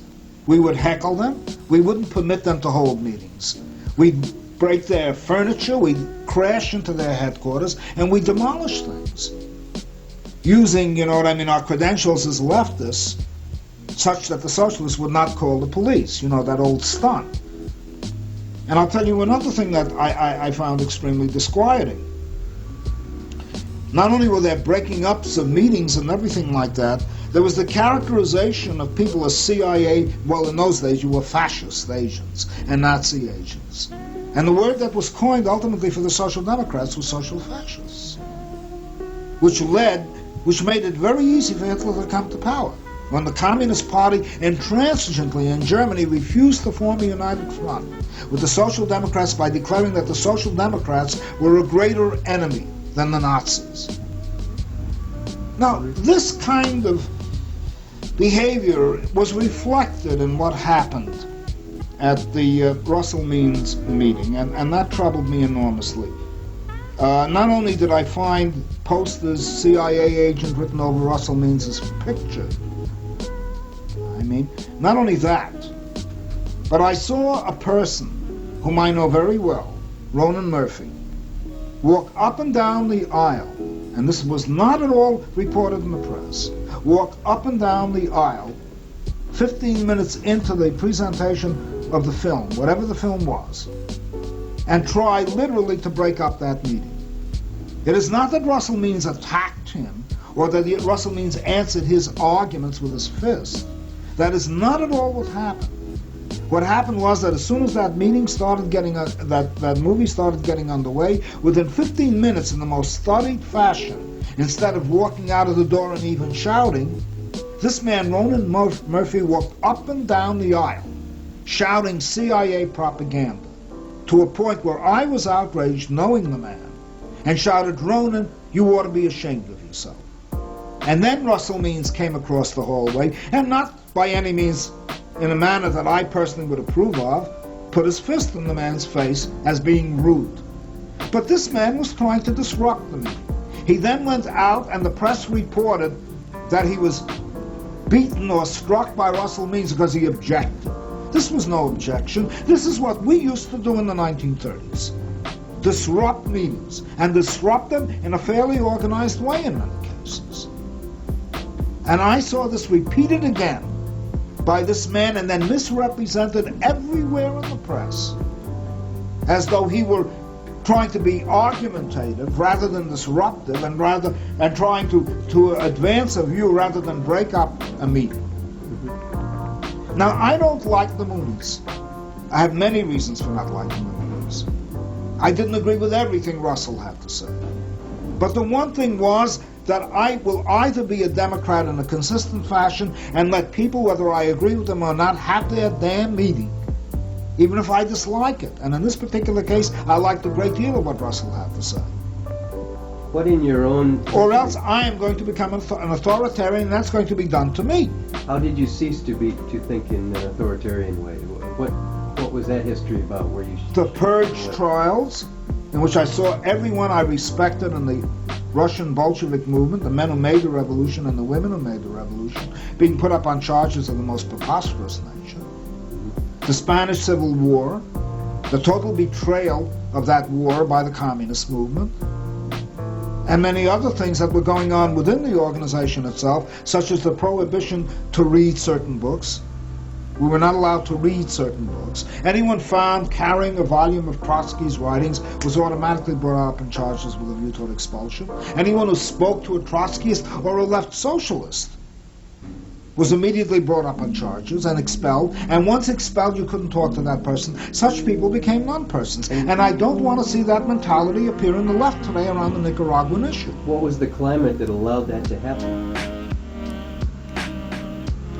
I mean, preposterous. You had a socialist movement which had once been extremely populist in nature, such as the one that existed under Eugene Debs, develop into a centralized, following more or less principles of Lenin.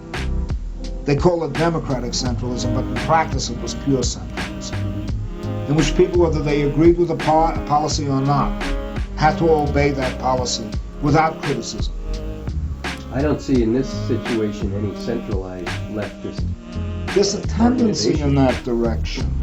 The Sandinista regime is essentially a beleaguered regime, and it's beleaguered not only by the CIA and the Contras. They're arresting trade union leaders.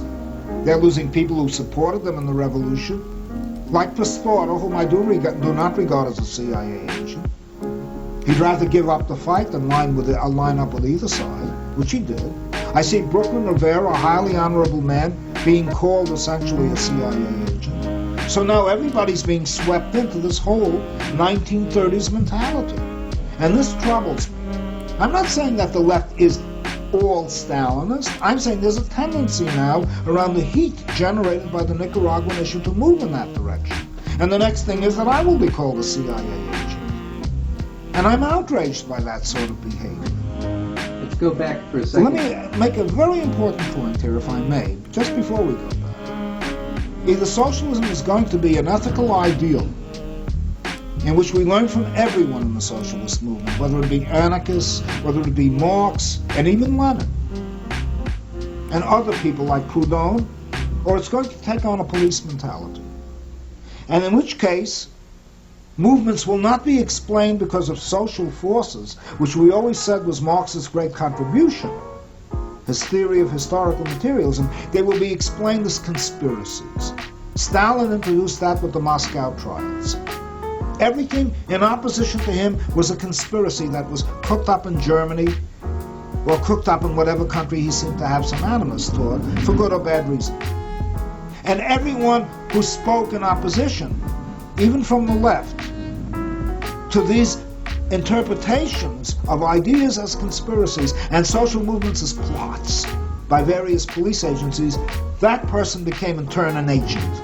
And as long as we start using that language on the left, we're going to ultimately ourselves turn into agents. And as long as we deal with people as though they're objects, as long as we break up meetings, which is what Ronan Murphy definitely tried to do, then we're going to have our meetings broken up, and we'll shriek McCarthyism even as we practice it from the left. And that's what I object to, and the Nicaraguan issue is raising that today. It is raising it today, and it really has me deeply upset. That's why I'm so emotional about it. I leave it up to you if you want to ask some other questions, but I also think things should be clarified that were grossly misstated. First of all, the Bellacourt brothers are in no sense regarded as representatives of the Indian movement. I've called up several Indian groups throughout the country and outstanding Indian leaders, and they've all maligned the Bellacourts as being people who are to be viewed with the deepest suspicion. One of them, I was told, is a drug peddler. I'm not trying to malign and cast light upon somebody's reputation. The guy's in jail right now for trying to sell LSD in large quantities, in sizable quantities. The other one, Vernon Bellacourt, I've been told by people I deeply respect, is a man who's vacillated all over the place, has preached the gospel of Indian capitalism like Jesse Jackson once did, and is now moving over to the left when that's convenient, wherever there are some bucks around. There is no aim in the real sense of the word. Nobody has a right now to use aim stationary. This letter by Clyde Bellacourt, if I'm not mistaken, whom I believe to be the one in jail right now, was dragged out of the gutter denouncing Russell Means and presented all over the place as though AIM was a movement that really existed right now, and as though Russell Means was misrepresenting himself. AIM was essentially a prison movement, just like the Black Panthers, and to a certain extent the Black Muslims. When it started getting out of jail and started reaching a broader Indian constituency outside penitentiary walls, Russell Means, together with Dennis Banks, were regarded universally by the whole left as being among the founders of that movement. Now to suddenly renege and rewrite the history of that thing with a letter by a totally discredited person, Clyde Bellacourt, if I'm not mistaken, is outrageous. Everyone cheered Russell Means during the Wounded Knee period. Now, because he dares to question and in some independent way impugn a regime to which these people feel committed, suddenly has become not even a member of AIM, nothing to do with founding of AIM. Well, what was he during Wounded Knee and what is he today? And why do we get such sharply conflicting stories? Now this again is a moral issue. It's a question of the health of the left. The left's chances of succeeding today in the United States are about as good as a snowball in hell. The one thing the left can possibly do is maintain its integrity so that one day it can at least offer an alternative to this utterly messy society we live in. And what it's doing is not simply maligning the Russell means. What it's doing is really destroying its own soul, and that's what troubles me profoundly as well. I'm concerned with the moral health of the left, even if it means that all these people will break with me and accuse me in the most nervy fashion of being a CIA agent or a petty bourgeois, when in point of fact, unlike Bernard Sanders, I've worked for years in steel plants, in auto, have been in the United Automobile Workers before Walter Reuther ever became its president, was in the rank and file movements of foundry workers during the Second World War, and I'm accused of being, because of some academic background, not because I write, of being middle-class petty bourgeois. And what do I know about the people? This has been thrown at me by very notorious Sandinistas in Burlington, Vermont. Can you talk a little bit about the Green Party that you're involved in locally here? Well, I've always been involved in ecology, going back to the 1950s, and there's an attempt to try to form something that will be even an improvement upon what exists in Germany today. Above either side in the Cold War, concerned with the quality of life, concerned with the reharmonization of people and a reharmonization of society with nature. A movement that will try to advance a new politics, genuinely popular, not the kind of parliamentary politics we have today and the kind of party politics we have today. I am one of the people who helped found this in Burlington. I have nothing to do with people who call themselves Greens, whether they call themselves Northern Vermont Greens or anything else, who have people like Ronan Murphy go in there. I'm not saying that they're responsible for it, but accept people like that and permit them to walk up and down and break up meetings. The people that I'm associated with, the Champlain Valley Greens, oppose those kind of tactics completely. What do the Champlain Valley Greens do? What are projects that you're involved in? They have been deeply involved in the waterfront. They are now involved in a petition campaign, together with the Green Mountain Alliance, a newly formed anti-nuclear group that's working with the Clamshell Alliance, that is trying to petition for the modification or the alteration of the Atomic Energy Act, which is the only way we're going to get the federal government off our back on atomic energy. Otherwise, every effort is at best theater. Important as it is in mobilizing opinion and in educating people. It's trying to change that Atomic Energy Act. It's involved with the Green Mountain Alliance in trying to close down the Vernon reactor now, not 3 years from now. We're not Johnny-come-latelys on the nuclear issue. None of us ever approved nuclear technology, as a certain candidate wandering around did, until suddenly it became a nice hot little issue to kick around. And we're not talking about 3 years from now, we're talking about now. But most importantly, what we're trying to do is create a new politics on a municipal level. And this is a very deep sense in which I feel very closely related to people like Brooklyn Rivera and the Musurasata. We're trying to establish more municipal control in our communities. We're trying to reestablish and rehabilitate the town meetings. We're trying to create and revitalize the neighborhood planning assemblies and turn them into real neighborhood assemblies.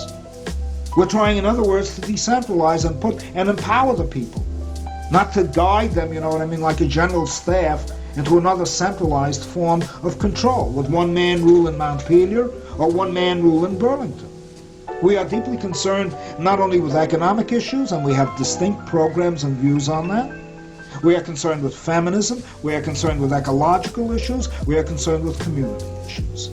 When you have an idea or issues that you are promoting that are in the vanguard, are way out ahead of popular issues, how do you implement those, or how do you educate, or how would you, for instance, if there had been some form of revolution and you found yourself in a position of holding ideas that were not universally held, what methods would you use to get the rest of the population moving in that direction? The most important thing for us, and I speak only for the Champlain Valley Greens to the extent that any one person can. I'm not speaking for any other groups around here that call themselves Green. Mm-hmm. And who, send people, I'm not saying they send people, but whose people go in and break up meetings. We would never do a thing like that because we're non-violent. And we also have a very strong commitment to democracy. democracy. But directly in response to your question, our approach would be educational. The most important thing we are trying to help develop is an informed, knowledgeable, and empowered citizen. And that notion has just gotten out of the head of a good deal of leftist politics today. I'm not getting informed or educated by many people on the left today who are running for public office and essentially replicating the Democratic Party. I might as well go ahead and vote for the Democrats. What would you do in a situation where some outside interest that was opposed to yours had a lot more money, power, clout, advertising, whatever you call it, to convince people not to pay attention to your message? By working locally, you know, you've heard this thing, think globally and act locally. And the only way we could hope to really succeed against the mass media, which is corporately owned or committed to one of the prevailing ideologies of our time, is to operate and function on a local basis. And that's the only approach we have. And we have no other approach but education. If people do not change their lives, if they need leaders, as Eugene V. Debs himself said, to lead them into heaven, then they'll find leaders to lead them into hell. The main thing is for people to be their own leaders, as it were, to empower themselves. That is our approach. And we are not falling back on any European traditions anymore. I've had enough of German Marxism, Russian Bolshevism, Chinese Maoism. I want to go back to the traditions in the United States of the committees of correspondence, the traditions that exist still, however vestigially, in Vermont, of town meetings, of open dialogue, and a genuine face-to-face democracy. And I think these issues also come up in the Nicaragua problem. How to proceed and how to act. We are not that much interested in media. Our main interest right now is to talk to our neighbors, to talk to our communities, and to create those forms, those new political forms that come out of our own revolution, not out of some other revolution. Like committees of correspondence, like town meetings, that will re-empower citizens and create a new politics. And by a politics, I don't mean statecraft. When I see many leftists going out right now running for different positions, they are really engaged in statecraft. Politics in its original Greek meaning meant the polis, control of what was mistranslated as the city-state in Athens. It meant assemblies of the people. It did not mean political parties with bureaucracies and leaders and charismatic figures coming out and trying to commandeer people and mobilize them. We are not trying to mobilize, we're trying to educate so that people will mobilize themselves. And this is an entirely different vision from the politics I've encountered either on the right, on the left, and frankly even in the center right now. And it has to be a moral politics. It has to be a politics in which people themselves, who are politically involved, grow as human beings, grow as ethical beings to counteract the total moral breakdown that is going on today. And that's why I'm concerned with going around and sloganeering CIA agent or CIA conspiracy or breaking up meetings. I would break up nobody's meetings. The right of people to convene and do what they want, I don't give a damn who they're subsidized by, is a right that I would defend to the death. Because the moment that right is taken away from any one sector of the population, everyone else will be affected. And I will give you a very striking example of this. In the 1940s, a Trotskyist group, which was opposed to the Second World War on a Leninist idea that both sides were imperialist, was sent to prison for 18 months under an act with the support of the communists who had veered over from an anti-war position because of the Stalin-Hitler Pact to a pro-war position because of the invasion of the Soviet Union in June 1941. The communists at that particular point cheered on the Department of Justice in sending these 18 Trotskyist leaders to prison. Now, I'm no Trotskyist anymore, far from it. But the point is that you know who, under what act the communists were later to be sentenced to jail during the McCarthy period? The very act that they approved of in sending the Trotskyists to jail some 10 years earlier. I find it supremely ironical, much as I was opposed to McCarthy at that time, to see the communists going to jail on very legislation that they supported against their left-wing opponents in the Trotskyist movement. In fact, their statement was that the act wasn't strong enough in the Soviet Union, these Trotskyists would have been shot. And this appeared in the Daily Worker around that period, I think it was 1942 or 43. And once we start getting in to denying a Russell Means the right to speak, or even permitting the Moonies to present whatever they want to say, much as I disagree with them, this will ultimately rebound upon us, demoralize us, and that's what I'm concerned with. What I'm concerned with is the moral health of what is called the left today. We've got to get away from this business that this is a CIA conspiracy and that this one is a CIA agent because that individual or that movement disagrees with us. The CIA is clear enough, and even where it's obscure, we'll unearth it. And if the Moonies are taking money from the CIA or being manipulated by the CIA, it should be said. But their meetings should not be broken up. Because once we break up their meetings, we're going to break up your meetings, and our meetings are going to be broken up, and finally we'll all be in this moral wreckage that appeared in Germany in 1932 before Hitler came to power. And that's what I don't want to say. Great. What do people do when, after they've empowered themselves? Do you still work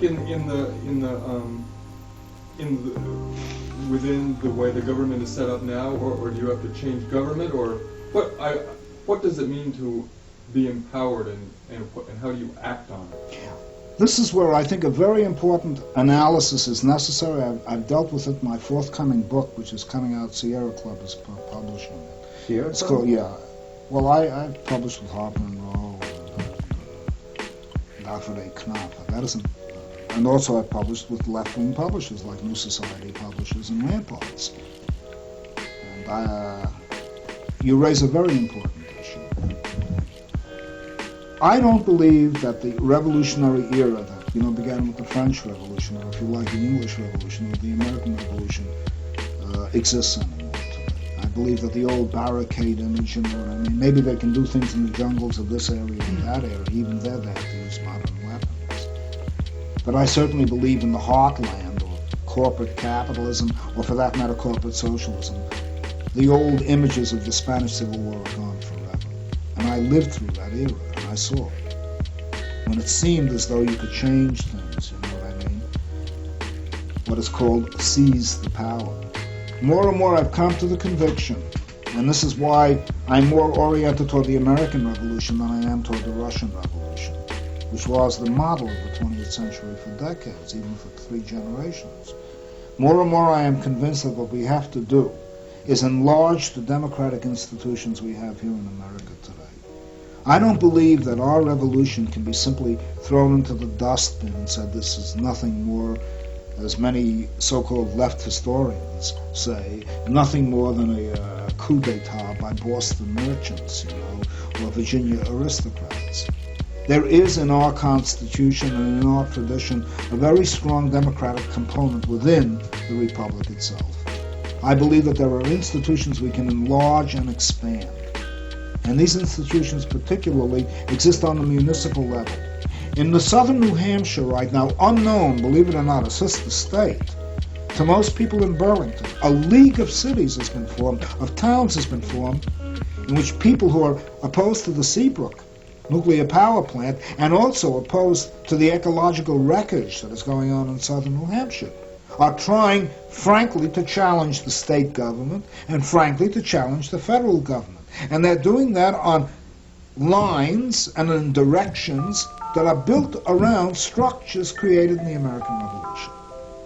They've invoked Article 10, if I'm not mistaken, giving the people the right to revolt, which was written into the New Hampshire Constitution and other such constitutions. And they're not doing that from the standpoint of starting an insurrection. What they're saying is that they object. It is their constitutional right to oppose a given state law, because the state is trying to preempt municipal authority. We are primarily, I would say most of the Greens that I'm associated with, and again, let me make it very plain, that many people call themselves Greens whom I would in no way want to associate with politically, and they exist here in Burlington. That we are trying to build around structures, town meetings, popular assemblies, neighborhood associations, and what we would have liked to have seen, a confederation of the towns in Vermont, to offer an alternative to the growing centralization of power, be it in the state government and especially in the federal government. When millions of people can be brought into this, and many Americans can respond to it once it can clean itself of that whole heritage, of that tainted heritage of a nationalistic authoritarian socialism as well as an authoritarian right. Many Americans can relate to this. Whether real or unreal, they believe in it, and sometimes ideas are far more powerful than reality. Judaism and Christianity have shown over thousands of years. And I believe that there is a politics that can be developed out of our own confederal impulses, out of our own mistrust of centralized government, out of our own belief in the rights of the individual, which have a very progressive potential and can mobilize ultimately, but first have to educate ultimately, millions of people. And the left has abstained from that. It has come out with a bread and butter socialism and property taxes as though that's all we're living around and that's all life is supposed to mean. Important as that may be, but as though that's the only thing that counts. And has talked about centralized government and centralization of organizations, and has left it to the right to preempt them in this area.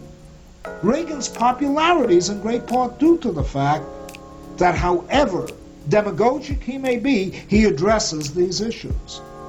Now, why should these ideas be taken over by groups that are as fascistic as the Committee Comitatus, whatever the name of it is, the Passe Comitatus, or the right wing?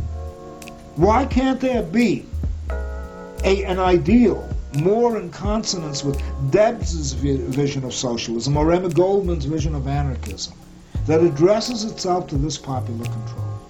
What happened in the union movement, it seems that the rhetoric in the union movement has also moved more and more into a kind of self-interest, hold on to your job, get your salary up kind of way of speaking, which has lost a lot of the idealism that... Bureaucratization, but that's why I saw that. When I was in the CIO, we didn't have a single paid organizer. I remember being in a plant of 2,000 foundry workers in New Jersey, northern New Jersey, which at that time was an industrial heartland in the United States and now is a wasteland. You call that the Rust Belt, But when I was working over there, our president was not a paid official. These were 2,000 workers, easily we could have supported one, who amalgamated together with several other trade unions of a like kind to sustain only one business manager on an ordinary salary, so nobody would want to make a big career out of it. The only time we ever got paid was when we were doing union business, and we went right back to the shop. We had to maintain a living contact. I was the secretary of the local. We had to maintain a living contact with the workers because we were working right beside them. And our main income came not from union funds, but came from our own labor. What has happened in the trade union movement tragically and pathetically, and I saw this most dramatically in the most militant union since the IWW, the United Automobile Workers of America. I was in the UAW before Luther came in, as I pointed out. I saw contracts being signed in which the company would pay the union officials. A president of a local became a full-time employee of the union by being paid by the company. The shop steward movement was destroyed, and what you had were traveling grievance men, from the grievance committeemen. And they would be on little carts. And they were being paid by the company to settle grievances between the union membership and the company, even though they were supposed to be trade union reps. I saw this come to an end very dramatically, I think in 1947 or 48, with the General Motors strike, which I was involved in, where Walter Reuther called out the workers for approximately 3 months. It seemed like, a fight it to the death type of strike, and demanded that General Motors open the company books so that the union could see what kind of profit they were making. And then finally sold us out completely, making a deal with General Motors and offering the workers a kind of civil service status with old age pensions and health and this and that for greater productivity, and with that the union movement reached a turning point in the United States. It was no longer engaged in what we used to euphemistically in the 1930s call class war. It was based on what we used to call class collaboration. I find it equally troubling that a socialist mayor in our town will not offer or even consider seriously an attempt to deal with that GE plant, which is making the very weaponry that is being used in a good deal of counterinsurgency warfare. Even considering reconversion plans for it. This in the name of being on the side of the workers of the plant. This again shows a certain lack of ethics. I don't know how to live with this. But you have no problem living with the idea of class warfare. That's not a... It's not a question of living with class warfare. The whole question was one of deepening the socialist and what I would call the libertarian socialist, or if you like, the anarchist ideal, to go beyond class warfare into hierarchy itself, because I have as much trouble dealing with the way in which women are treated today. In all parts of the class spectrum. I'm deeply concerned with the way blacks are treated today, and obviously Indians are treated today. And to me, this is not only a class issue, which is not to say that a class issue doesn't exist. I want to push my ideals still further and examine hierarchy and domination, not only classes and exploitation. You know, you don't have to be exploited to be dominated. You can talk to many kids around here who are being loved to death, and many women who are being placed on pedestals. And they're as dominated as hell, but they're not materially exploited. And this has been one of the great failings of what I feel is the socialist movement. Mm-hmm. Well, more precisely, I hate to put it in very frank terms, a movement that has gone from what was once a very democratic, very libertarian form of socialism in Debs' day to a very authoritarian form of socialism in Gorbachev and in Lenin's day, or for that matter in Trotsky's day. And I had once been a great admirer of Trotsky. I'm not trying to be unreasonable about these things.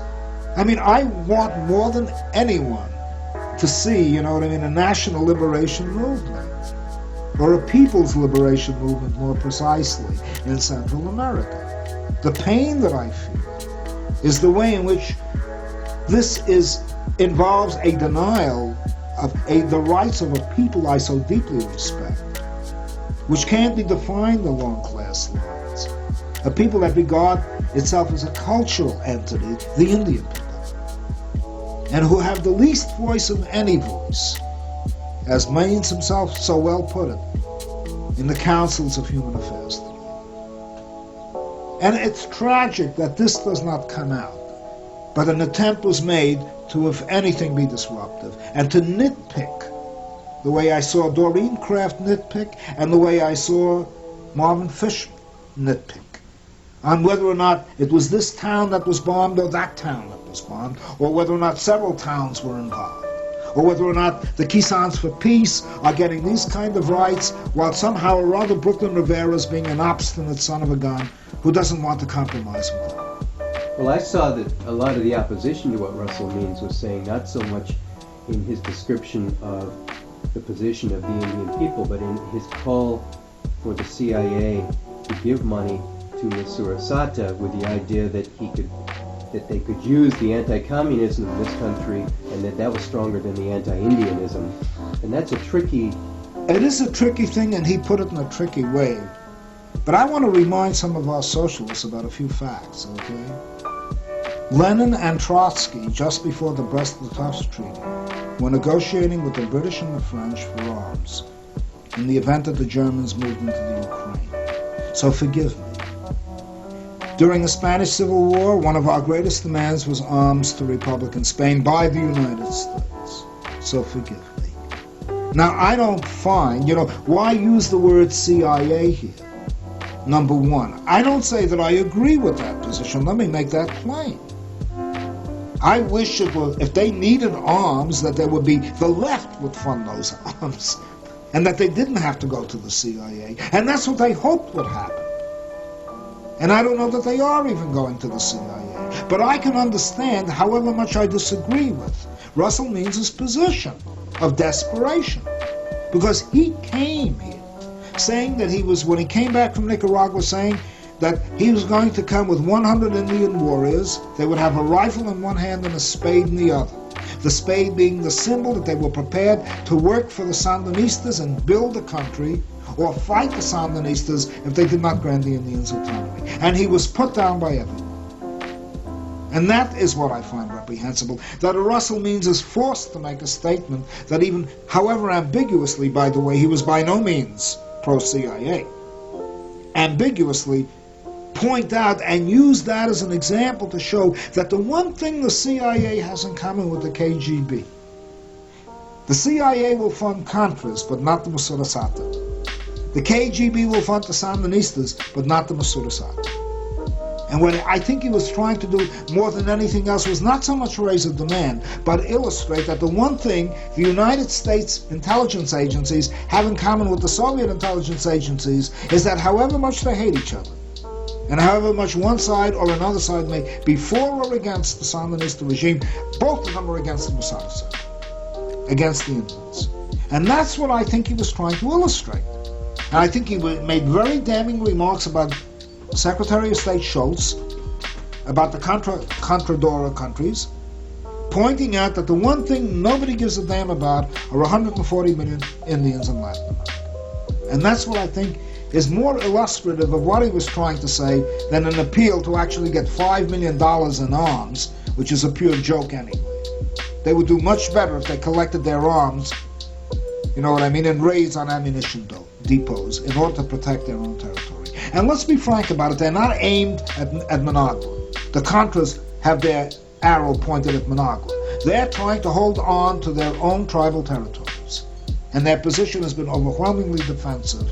And if we do not support them, their positions will understandably, even though I disagree with it, become overwhelmingly offensive. We're driving them into the hands of the Contras. They're trying to stay independently of the Contras. And when we go around with words like CIA agent and everything like that and try to break up meanings, then at that particular point, we've given up our integrity and our independence in Cold War. Socialism has become a tool of Cold War diplomacy. And that's what I feel more than anything else. And I think I'm finished now. The fact of the matter is that every attitude we have had toward nature has actually been an echo, and even more precisely a reflection of the attitude we have had toward each other. And that there have been as many different views toward the natural world as there have been in society itself, in the relationship between human and human. Our attitudes are entirely a product of our own relationship to each other, our attitudes toward the natural world. But this can be traced back almost to prehistory, to tribal society itself. And we can see the evolution not only of society, but with society and along with new and different social relationships, different attitudes toward nature. Among so-called primitive peoples, the natural world is seen almost as though it were nothing more than a food web, egalitarian, reflecting the essentially egalitarian structure of so-called primitive society itself. The Algonquins, organized in clans, saw the beaver as organized in clans, and saw other animals as organized in clans. Their image of the natural world, reflecting to the degree that their society was egalitarian, the egalitarian nature of that world, the natural world itself, stressed harmony, stressed mutual aid, saw nature not as a competing marketplace in which all organisms were engaged in a struggle for existence, but as an arena for cooperation, an arena for community. One has only to go further into the Greek world, for example, and there in the dualism of Greek society itself, in the basic split between master and slave, one witnesses again another attitude toward the natural world. but not one that comes from the natural world itself, but one that comes from Greek society. And insofar as that Greek world was split between master and slave, between man and woman, between polis and countryside, so too nature was split between the cultivated and the wild, the orderly and the chaotic. So that the Greeks projected out on the natural world their own vision of their society. In the medieval world, again, one finds the natural world organized hierarchically, just as medieval society was organized hierarchically. One finds there a king of the beasts because one lives amidst kings. And one finds lowly ants because one lives in a social world built around the labor of lowly serfs. And finally, with the emergence of the market economy, where all corporate ties are dissolved, where the guild ties are dissolved, and the clan ties are dissolved, and even the ties created by the extended family are dissolved, all into free-moving atoms who are buyers and sellers in a jungle called free enterprise. One emerges with another image of the natural world. The natural world, too, is a jungle of buyers and sellers, prey and predators. And the Darwinian description of it, particularly those who follow Darwin, Huxley and others, with their emphasis on the survival of the fittest, with their emphasis on prey and predator, with their emphasis on natural selection, with their view of nature as a jungle, eat or be eaten, reflected exactly the relationships that existed in the 19th century marketplace between capitalists and between the capitalist class and the working class. Now we're moving into a new era, and this is the era of corporate capitalism, of state capitalism, of super planning and super quantification. A quantification which already began to emerge with Galileo and with the rising bourgeoisie, with its concern for accumulation, with its concern for prices, with its laws of supply and demand. And we're creating a new quantified constellation that we call nature. This is a nature, again, that lends itself to quantification on the assumption that quantification is truth. That what cannot be put into an equation, what cannot be, though it does not lend itself to systems analysis, what does not lend itself to rationalized planning and manipulation, numerical comprehension, is not truth, is not nature. And we are foisting the paradigm of our society on the natural world and staking out the claim again that nature itself is a type of corporation, that nature itself is in fact a kind of computer. And Howard Odum works through a reductionism with energy that finally turns complex ecosystems, qualitative distinctions between species and between plants and animals into the movement of energy within a whole system. A kind of plumbing of energy, as it were. A new kind of energetics which reflects the new energetics of the corporate system, as a complete ecosystem economically involved in the process of natural exploitation and also of human exploitation. The very idea that nature is object to be dominated by man stems ultimately, to begin with, from the very domination of human by human.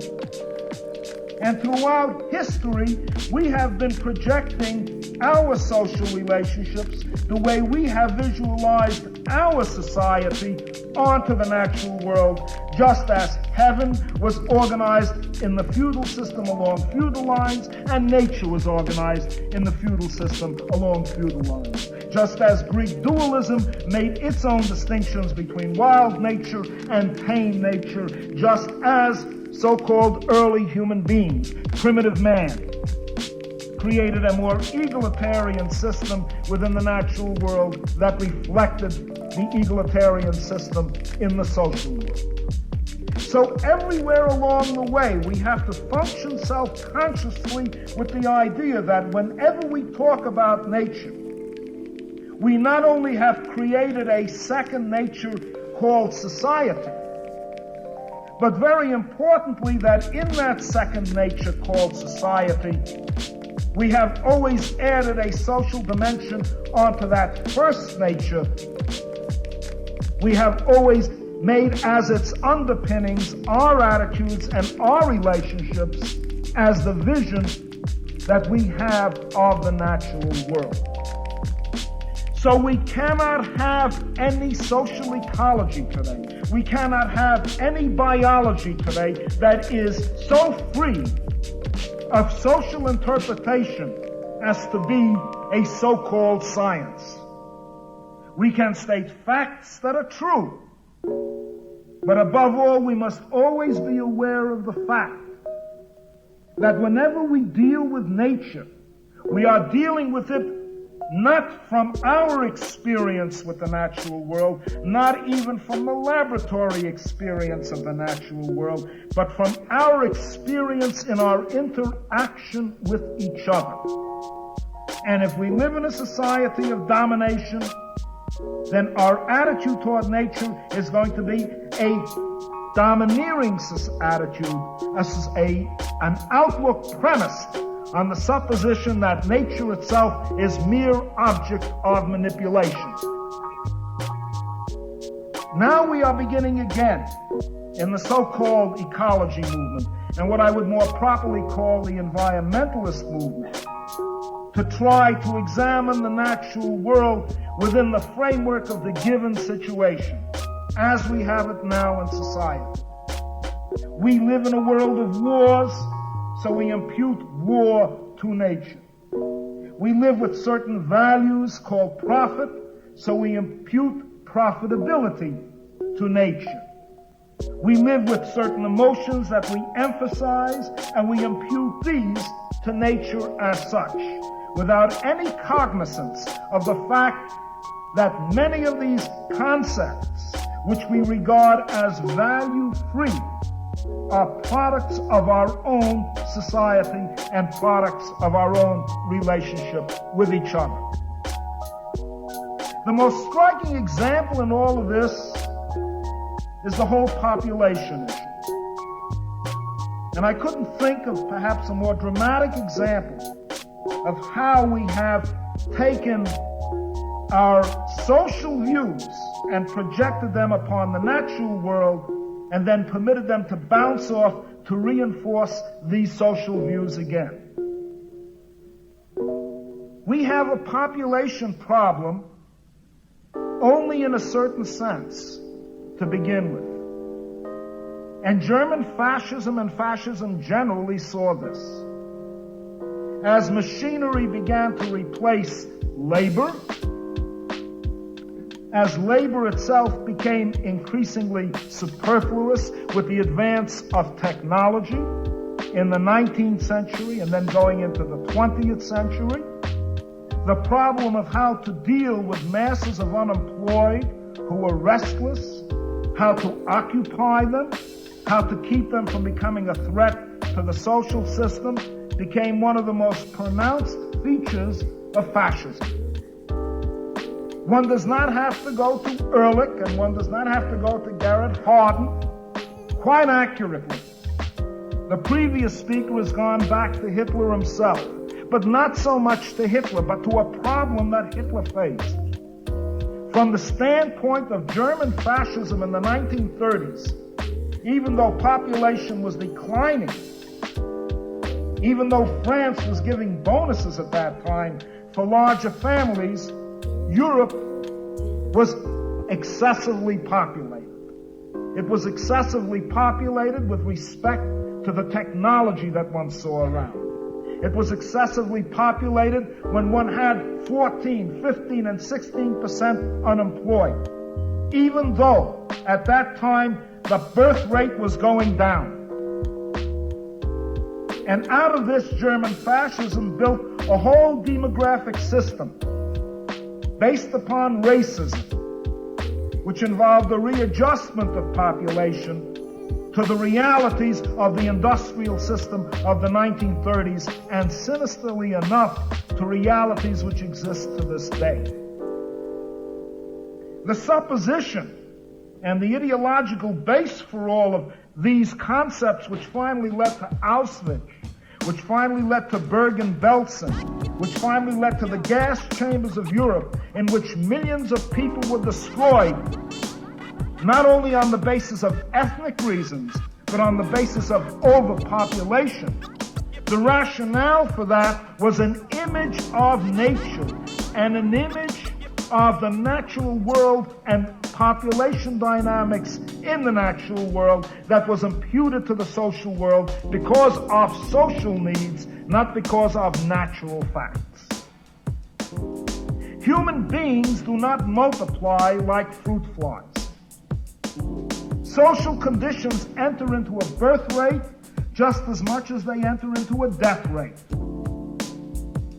Turn women into reproductive factories, reduce them to nothing more than domestics of men, convert them into mere machines, biological devices for taking care of the male and procreating a family.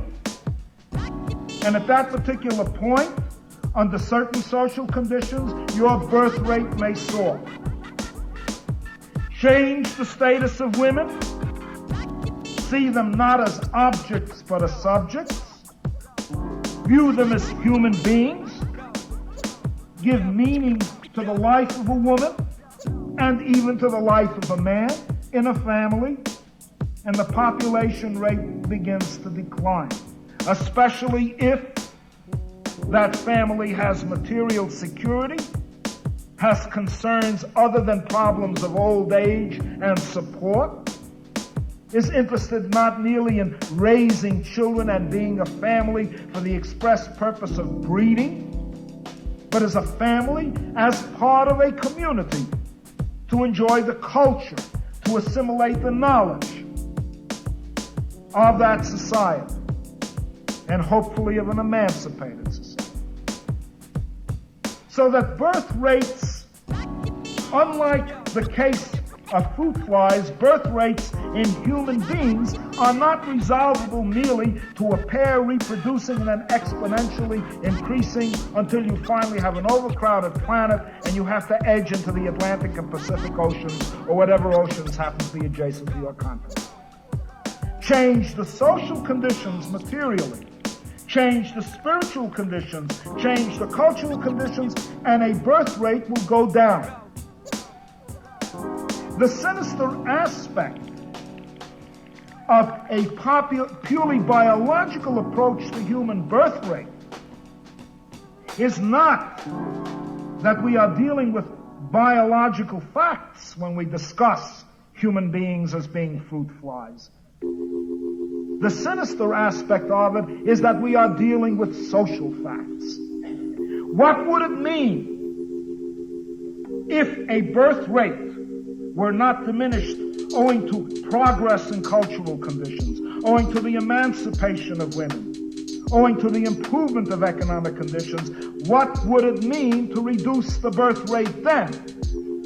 What if the birth rate had to be reduced, or an argument was cited to reduce the birth rate for ecological reasons under present social conditions? The logic of that would be totalitarianism.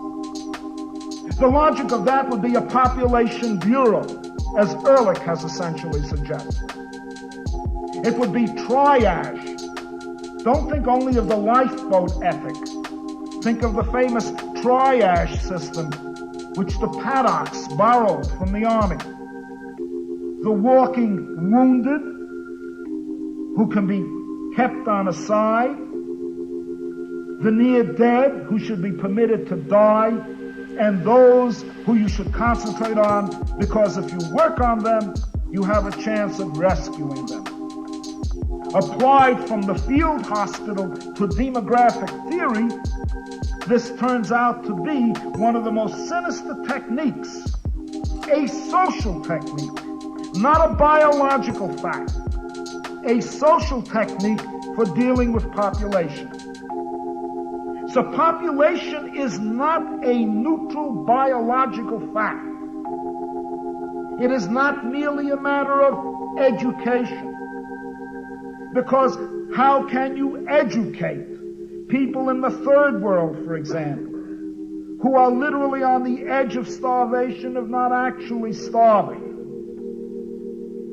How can you educate them into various practices of birth control when the primary needs that they have consist not only of getting food, but even the simplest and only pleasures, as Gandhi pointed out long bore anyone else, was to engage in sexual activity. They had no TV, they have no movies, they have none of those marvelous instruments for the pursuit of happiness that marked the first world. And Gandhi understood that about India decades ago, pointing out that if you want to solve our population problem, please solve the material conditions that underpin the growth in population in India. The fact that there is general neglect, the fact that population soared during the period of the Industrial Revolution, almost 170 years ago, even when tuberculosis was pandemic, and the death rate began to soar in all the great cities of Europe, particularly of England. Yet population continued to grow. Because life itself was spiritually empty. Because life itself had no meaning. Because the social conditions of life were impoverishing to the spirit and impoverishing materially. And it's not a recent fact to be accredited strictly to Barry Commoner. It's an old demographic theory called the theory of demographic transition. That as you improve the material conditions of a community, as you change the status of women, and this represents a new dimension, as you even change the status of children in the community and what their purpose is, then population will begin to decline, or will become stabilized, or the rate of increase will begin to decline, and finally there will be population stability. So we are not talking, when we discuss population, of a natural fact alone. And to reduce population dynamics in society to population dynamics in biology is not simply an act of reductionism of the most vulgar sort, but has the most sinister implications in terms of a lifeboat ethic, in terms of a triage system, and ultimately, and let us not kid ourselves about this, in terms of an Auschwitz, in terms of a Bergen-Belsen, in terms of the ovens and the gas chambers of German fascism. And you do not have to be a fascist to provide a stepping stone to fascism. Liberalism has provided more stepping stones to fascism in the form of state control, in the form of state interference, in the form of centralization of authority, in the form of disarming populations, in the form of creating more and more bureaucracies, than anything the fascists have done until they finally came to power themselves. You can be the most well-intentioned person in the world and still create this type of stepping stone toward extreme reaction. Now let me reverse the picture. Let us say that it were magically possible to reduce the American population from 200 and odd million to about 100 million. We finally fulfilled every hope of the population bombers, if you like, or the neo-Malthusians, if you like, or the ZPG demographers, if you like. I submit to you that if you did that, you would no more diminish the ecological crisis today in the United States than if you doubled the population over what it is today. Our society is a market society. It's a society built around buyers and sellers. Its whole rationale is grow or die.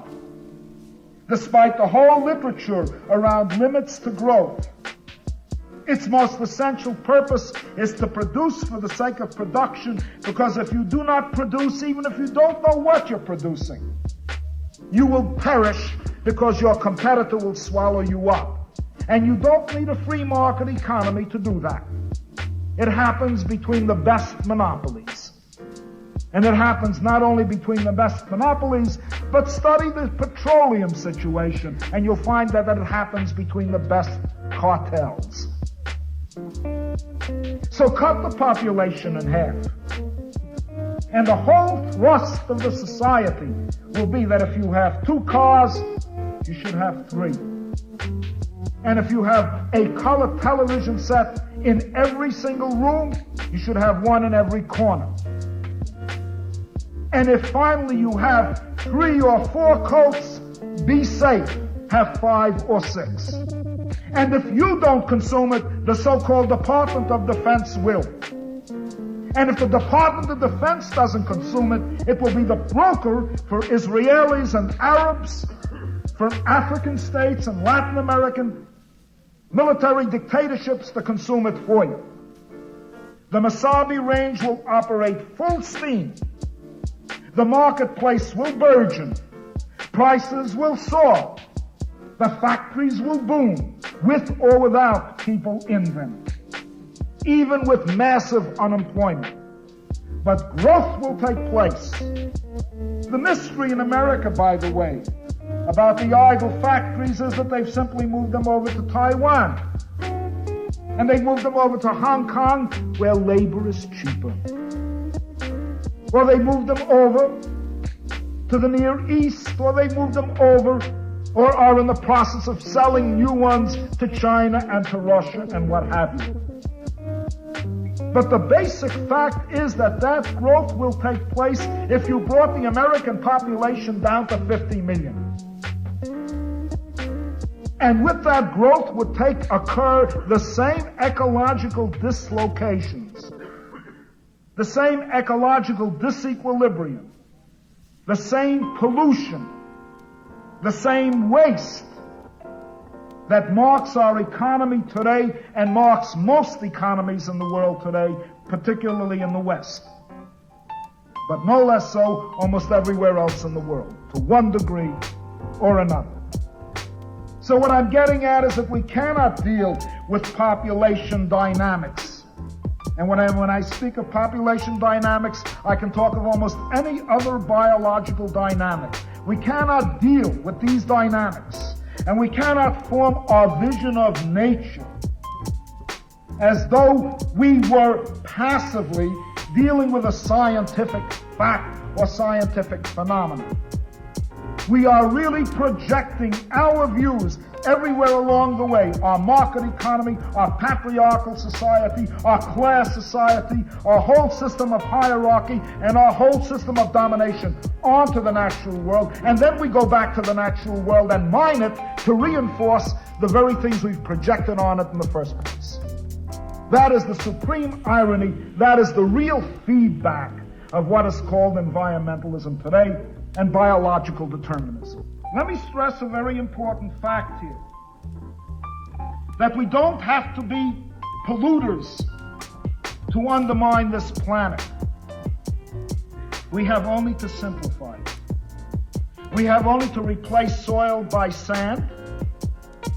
We have only to replace vegetation by concrete. We have only to replace trees by steel buildings or reinforced concrete structures, eating up our best arable land.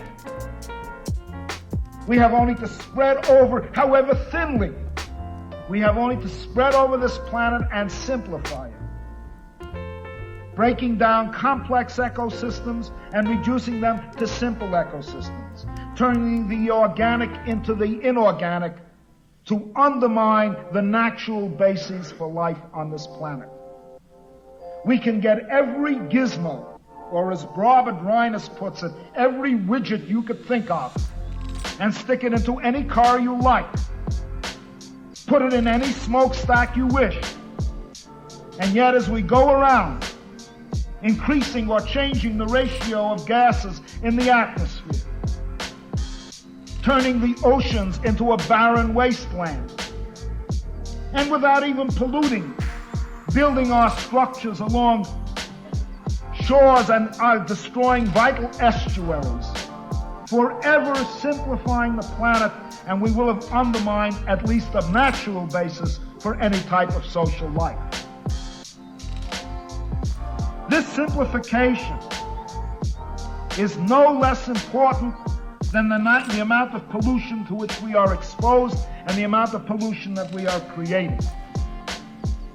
A second feature which is terribly important in my eyes and which I'd like to stress is that we who come out of a quantified financial society in which numbers have never been more important, whether they be statistics or stock market reports, stemming out of that mentality and applying that to nature and calling that science, as it were, may well find that we have lost hold of qualitative truths which cannot be reduced to statistics, which cannot be reduced to energy flow, which cannot be reduced to equations. Our existing science, far from being value-free, is not only very much a product of our own social relations as we project them upon nature, but even in its methodology, represents a very limited vision of this planet and of experience. I feel very strongly that men like Goethe and Rudolf Steiner, in spite of the current trend today toward the mathematical paradigm, are correct in stressing that there are qualitative aspects of nature, that there are qualitative aspects of experience, aspects which cannot be reduced to equations, aspects which cannot be quantified, that are as profoundly true, if not truer, than those which can be quantified. It is only since Galileo's time that we have suddenly put on a pair of glasses, which we call mathematics and the mathematical paradigm, and in which we have excluded everything that we cannot see with those glasses. Not only do we have social presuppositions to our image of nature, we also have philosophical presuppositions for our methodologies. Quantitative science has not said the last word. Mathematical paradigms are not the culminating conclusion of human knowledge and of human experience.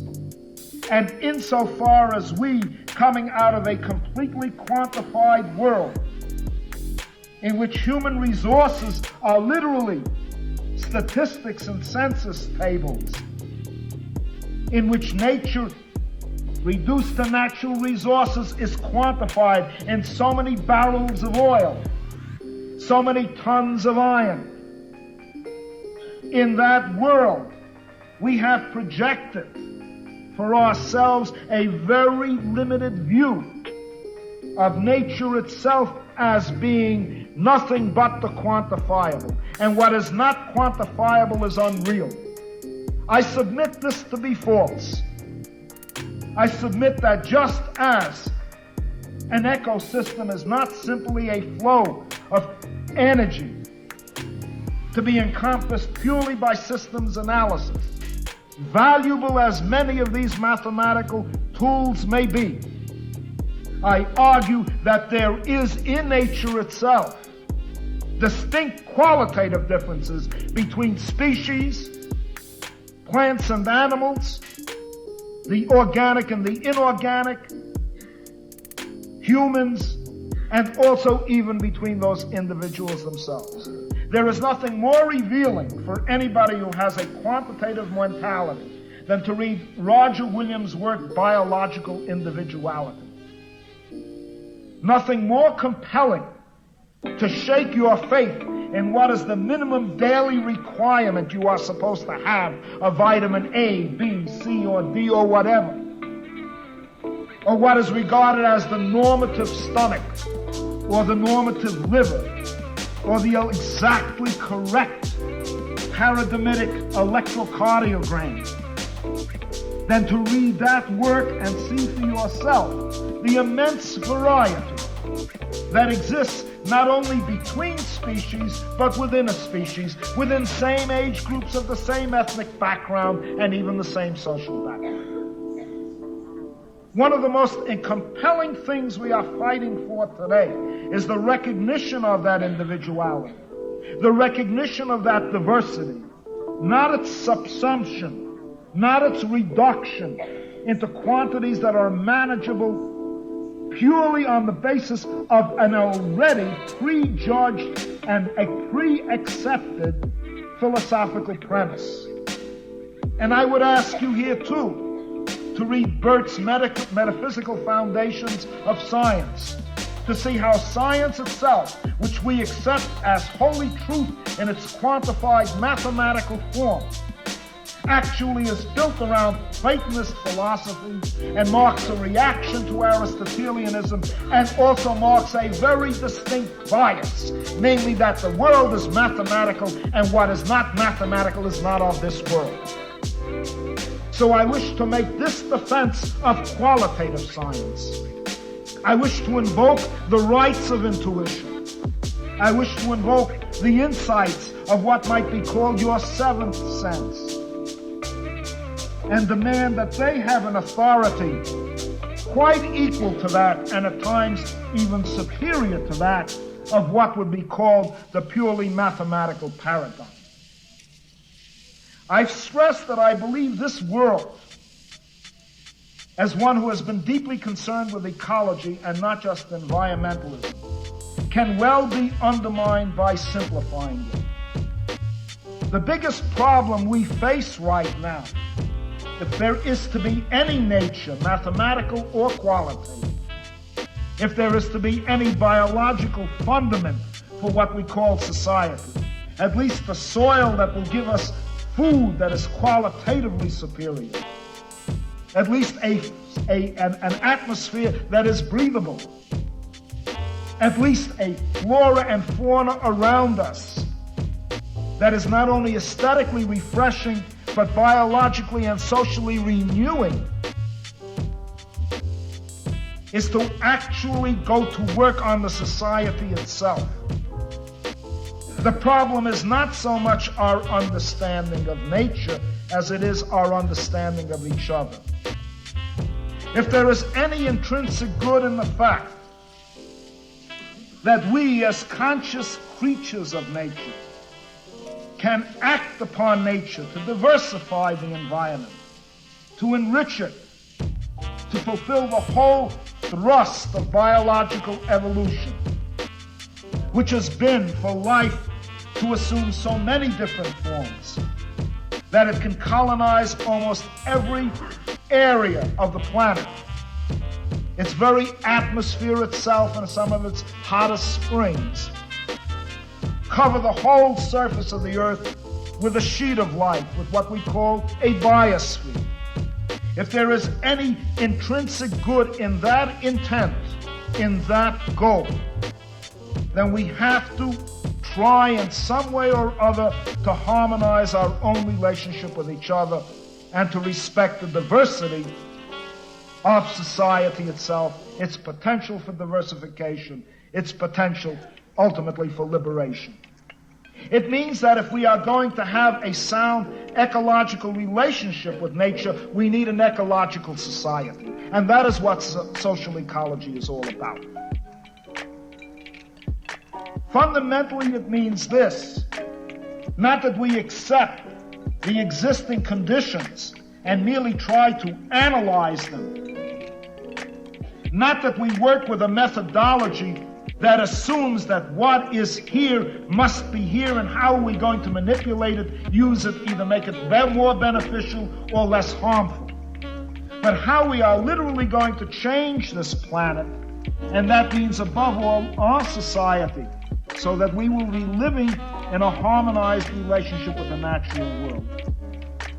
And fundamentally that means we have to develop a society in which we live in a harmonized relationship with each other. An ecological society ultimately is one in which domination, which has no meaning in ecology, classes, which have no meaning in ecology, go to a food web and tell me what is the kingly animal and what is the lowly animal. All of the components of the food web are interdependent. So too in society, we have to eliminate those very castes, those hierarchies, and those systems of domination as well as exploitation, which will lead to a harmonized society. And with that harmonized society, we will have developed not only the social relationships, but the spiritual and cultural equipment to project out on the natural world a harmonized relationship between humanity and nature. As long as we have domination in this society, we will try to dominate nature.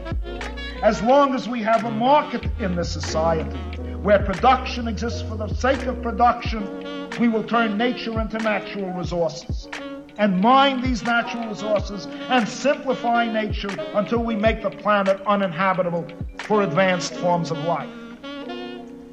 Until such time that we homogenize and quantify, reducing forever to a lower common denominator what things have in common, ignoring their differences, ignoring their qualitative distinctions. This whole mentality of the buyer-seller relationship, this whole mentality of a money society, then too we will deal with nature merely not only as resources but as sources of energy, and undermine all the distinctions within the natural world. If we were to follow through what it means to produce an ecological society that would be in balance with the natural world, we would have to work with certain definite assumptions. First of all, there can be no domination if people cannot directly control the society in which they live, cannot take in a single view the conditions of their own social existence. And what I'm presenting here is no more than the Hellenic attitude that we have to think small, think on a human scale so that we can begin to comprehend, understand, grasp all the conditions of life around us. This implies the decentralization of our cities, and it implies the decentralization of our technologies, both with a view toward making it possible for all of us to control and understand how we interact with nature through our technologies, but also that we can control these technologies directly, completely comprehend all their aspects, or as many or enough of their aspects, so that we can form a judgment about them, form an opinion about them, and have something to say about what their destiny would be. It means for us, in addition, more passive systems of technology which can best be utilized on a decentralized basis. Solar energy, wind power, methane digesters, and with that, along with such sources of energy, organic gardens in our cities, around our cities, and breaking up our cities, not into distant and far removed homesteads or hamlets, but real communities where we can get to know each other.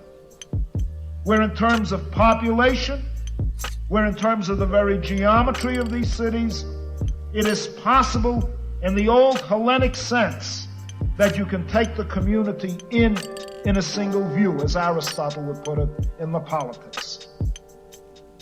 It means also not only these new technologies and new integration of town and country, of technology and agriculture. Small is beautiful, in Schumacher's words. I would add, small is indispensable to our survival.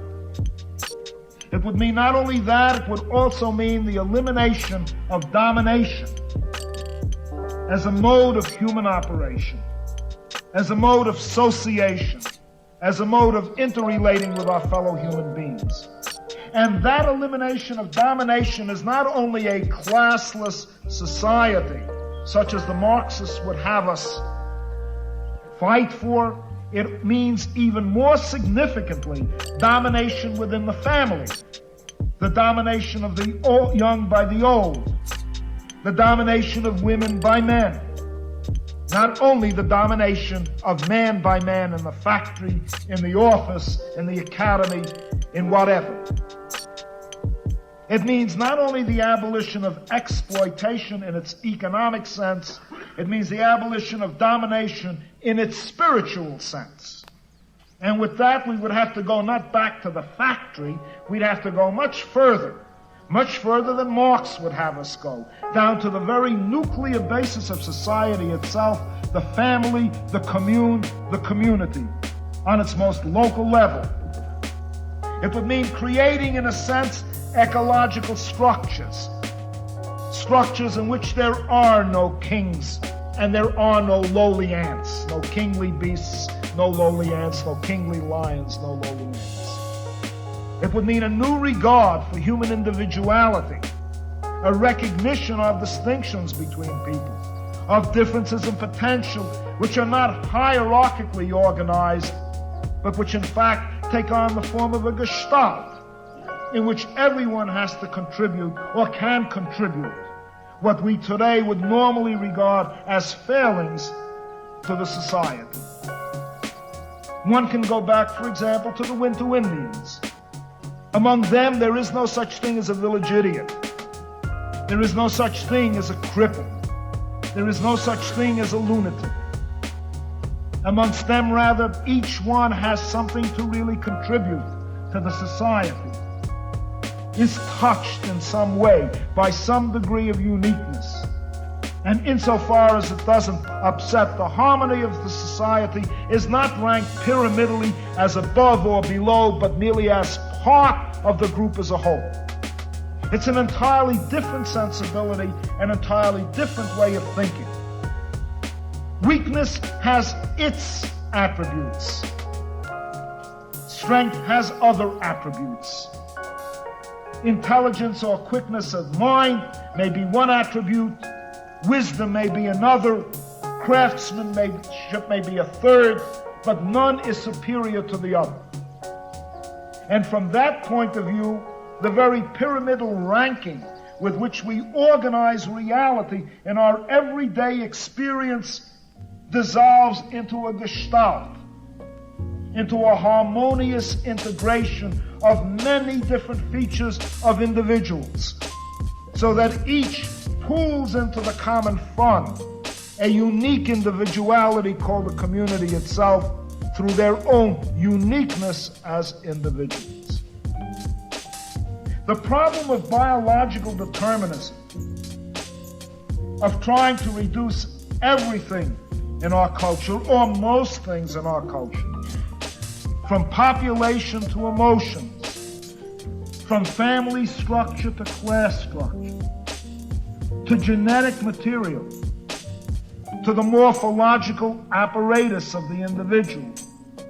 This reductionism validates the status quo. It accepts the given and fixes it eternally in the genetic material of humanity. The essential achievement of human beings, and ultimately their essential destiny, as it were, is their ability to transcend the biological, not with a view toward dominating it, but with a view toward bringing a new input into it. And that input is consciousness. We, in a sense, have a destiny in the biological world, oddly enough. And this is perhaps the most relevant biological goal that we could aim for in our analysis of society. And that is that having come out of nature, having come out of the kinship systems of clans, having come out of the sexual division of labor, having come out of age groups into a new type of territorialism in which people can associate with each other not on the basis of blood ties, not on the basis of sexual ties, but above all on the basis of a genuine community of interests and consciousness. This can give us a new freedom, and with that a free society that can then react upon nature, not to demolish the natural world, not to simplify the natural world, but on the contrary, to reconstruct, to help it develop, to promote variety, to do in 10 years what it might take nature 1,000,000 years to do, to recolonize and still further colonize and variegate the world of life, placing it not in our service, indeed placing nothing in our service, neither thing nor being, but on the contrary, developing a new mutualistic relationship with each other and with the entire world of life. You cannot have biology today without remembering that you have society. You cannot reduce society to biology any more than you can reduce biology